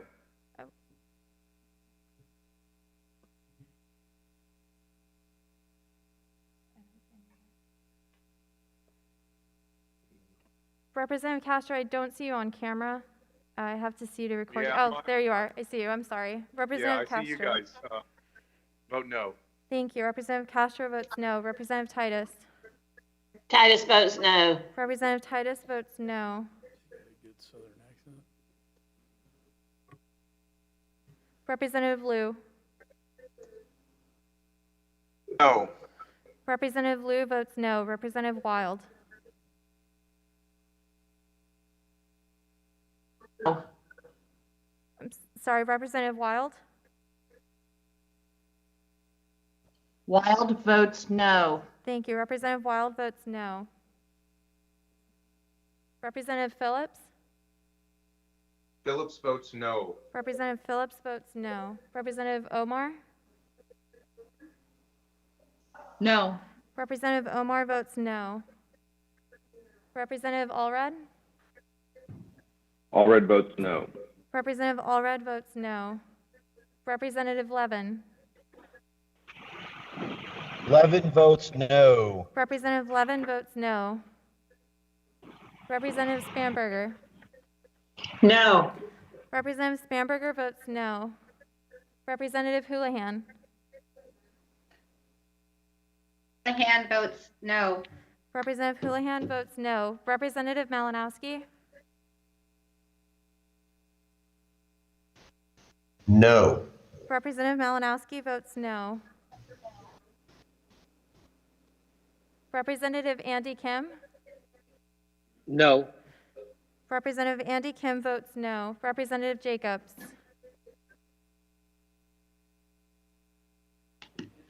Representative Jacobs. Jacobs votes no. Representative Jacobs votes no. Representative Manning. Manning votes no. Representative Manning votes no. Representative Costa.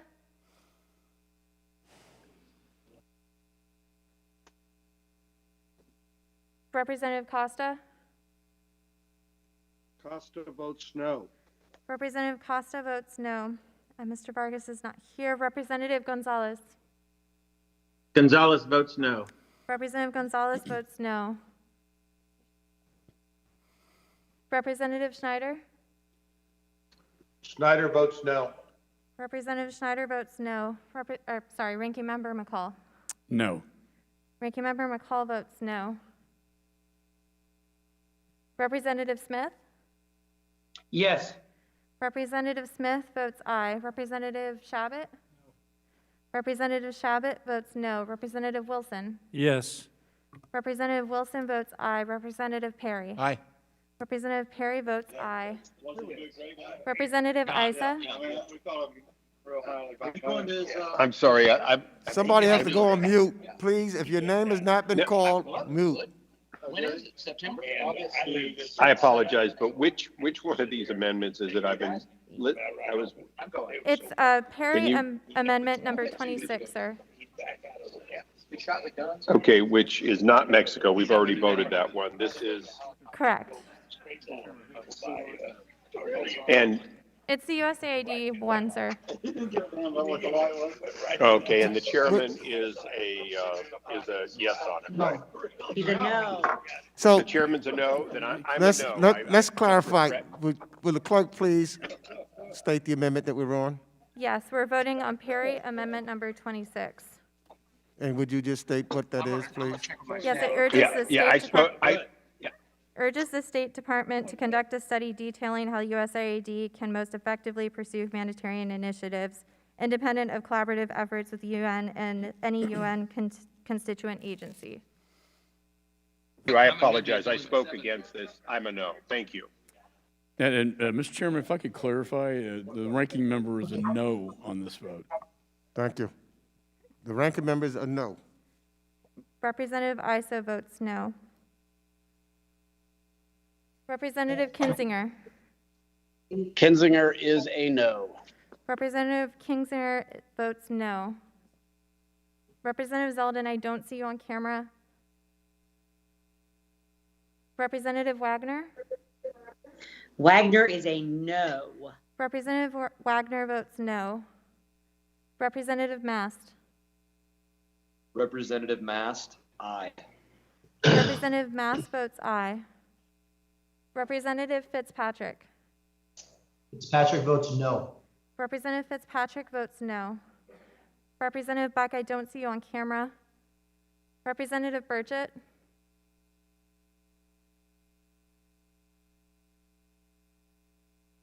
Representative Burchett?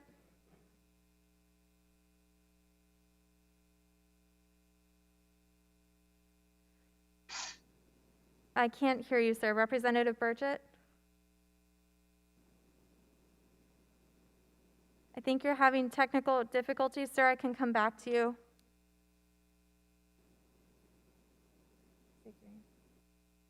Representative Green? Votes no. Representative Green votes no. Representative Barr? No. Representative Barr votes no. Representative Stubbe, I don't see you on camera. Representative Muser? No. Representative Muser votes no. Representative Tenney? Representative Tenney votes no. Representative Tenney votes no. Representative Pfluger? Representative Pfluger? Pfluger is a no. Representative Pfluger votes no. There, want to play by the rules. When my mom came. Oh, Congressman Burchett, I can hear you now. Would you like to cast your vote?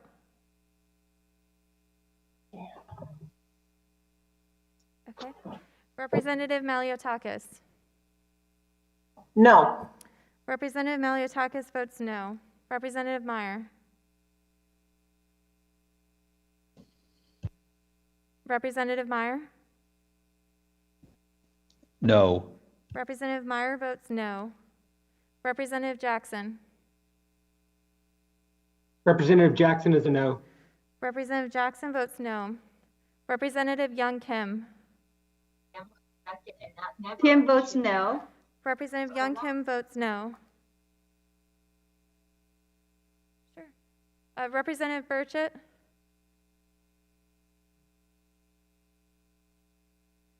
I still can't hear you, sir. I can come back to you. Representative Salazar? Representative Salazar? Salazar votes no. Representative Salazar votes no. Okay. Representative Burchett?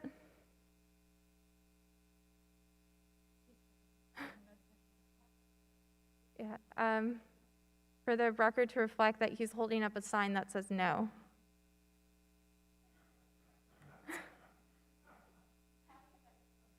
All right, and Chair Meeks? No. Chair Meeks votes no. Have all members been recorded? Any members who wish to change their vote? The clerk will report the tally.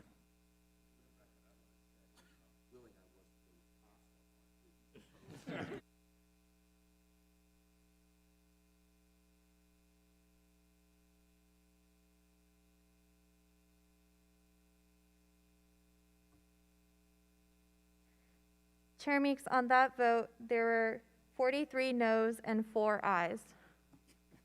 The amendment is not agreed to. Now the question is to report H.Res 136 to the House with the recommendation that the resolution do pass. We're going to take a vote by voice. All members, please unmute your microphones. All those in favor say aye. Aye. Aye. Aye. All opposed say no. No. In the opinion of the chair, the ayes have it, and the motion to reconsider is laid upon the table. This now concludes our business of today. And let me just say quickly, I thank all of the members for their patience and their time and working together. You'll hear from me, I believe in the 3 Ds, and I will try to run this committee by that: diplomacy, democracy, and diversity. And I thank each and every one who congratulated me on having this first markup. And I would hope and I think that we will be able to work collectively like this with markups and hearings in the future. And I especially want to thank Ranking Member McCaul for his willingness to work with us in a bipartisan way, and both the Democratic and Republican staff members who has worked diligently together, communicating with one another to make this happen. I thank you very much, and each and every member. This markup is now closed. Well done.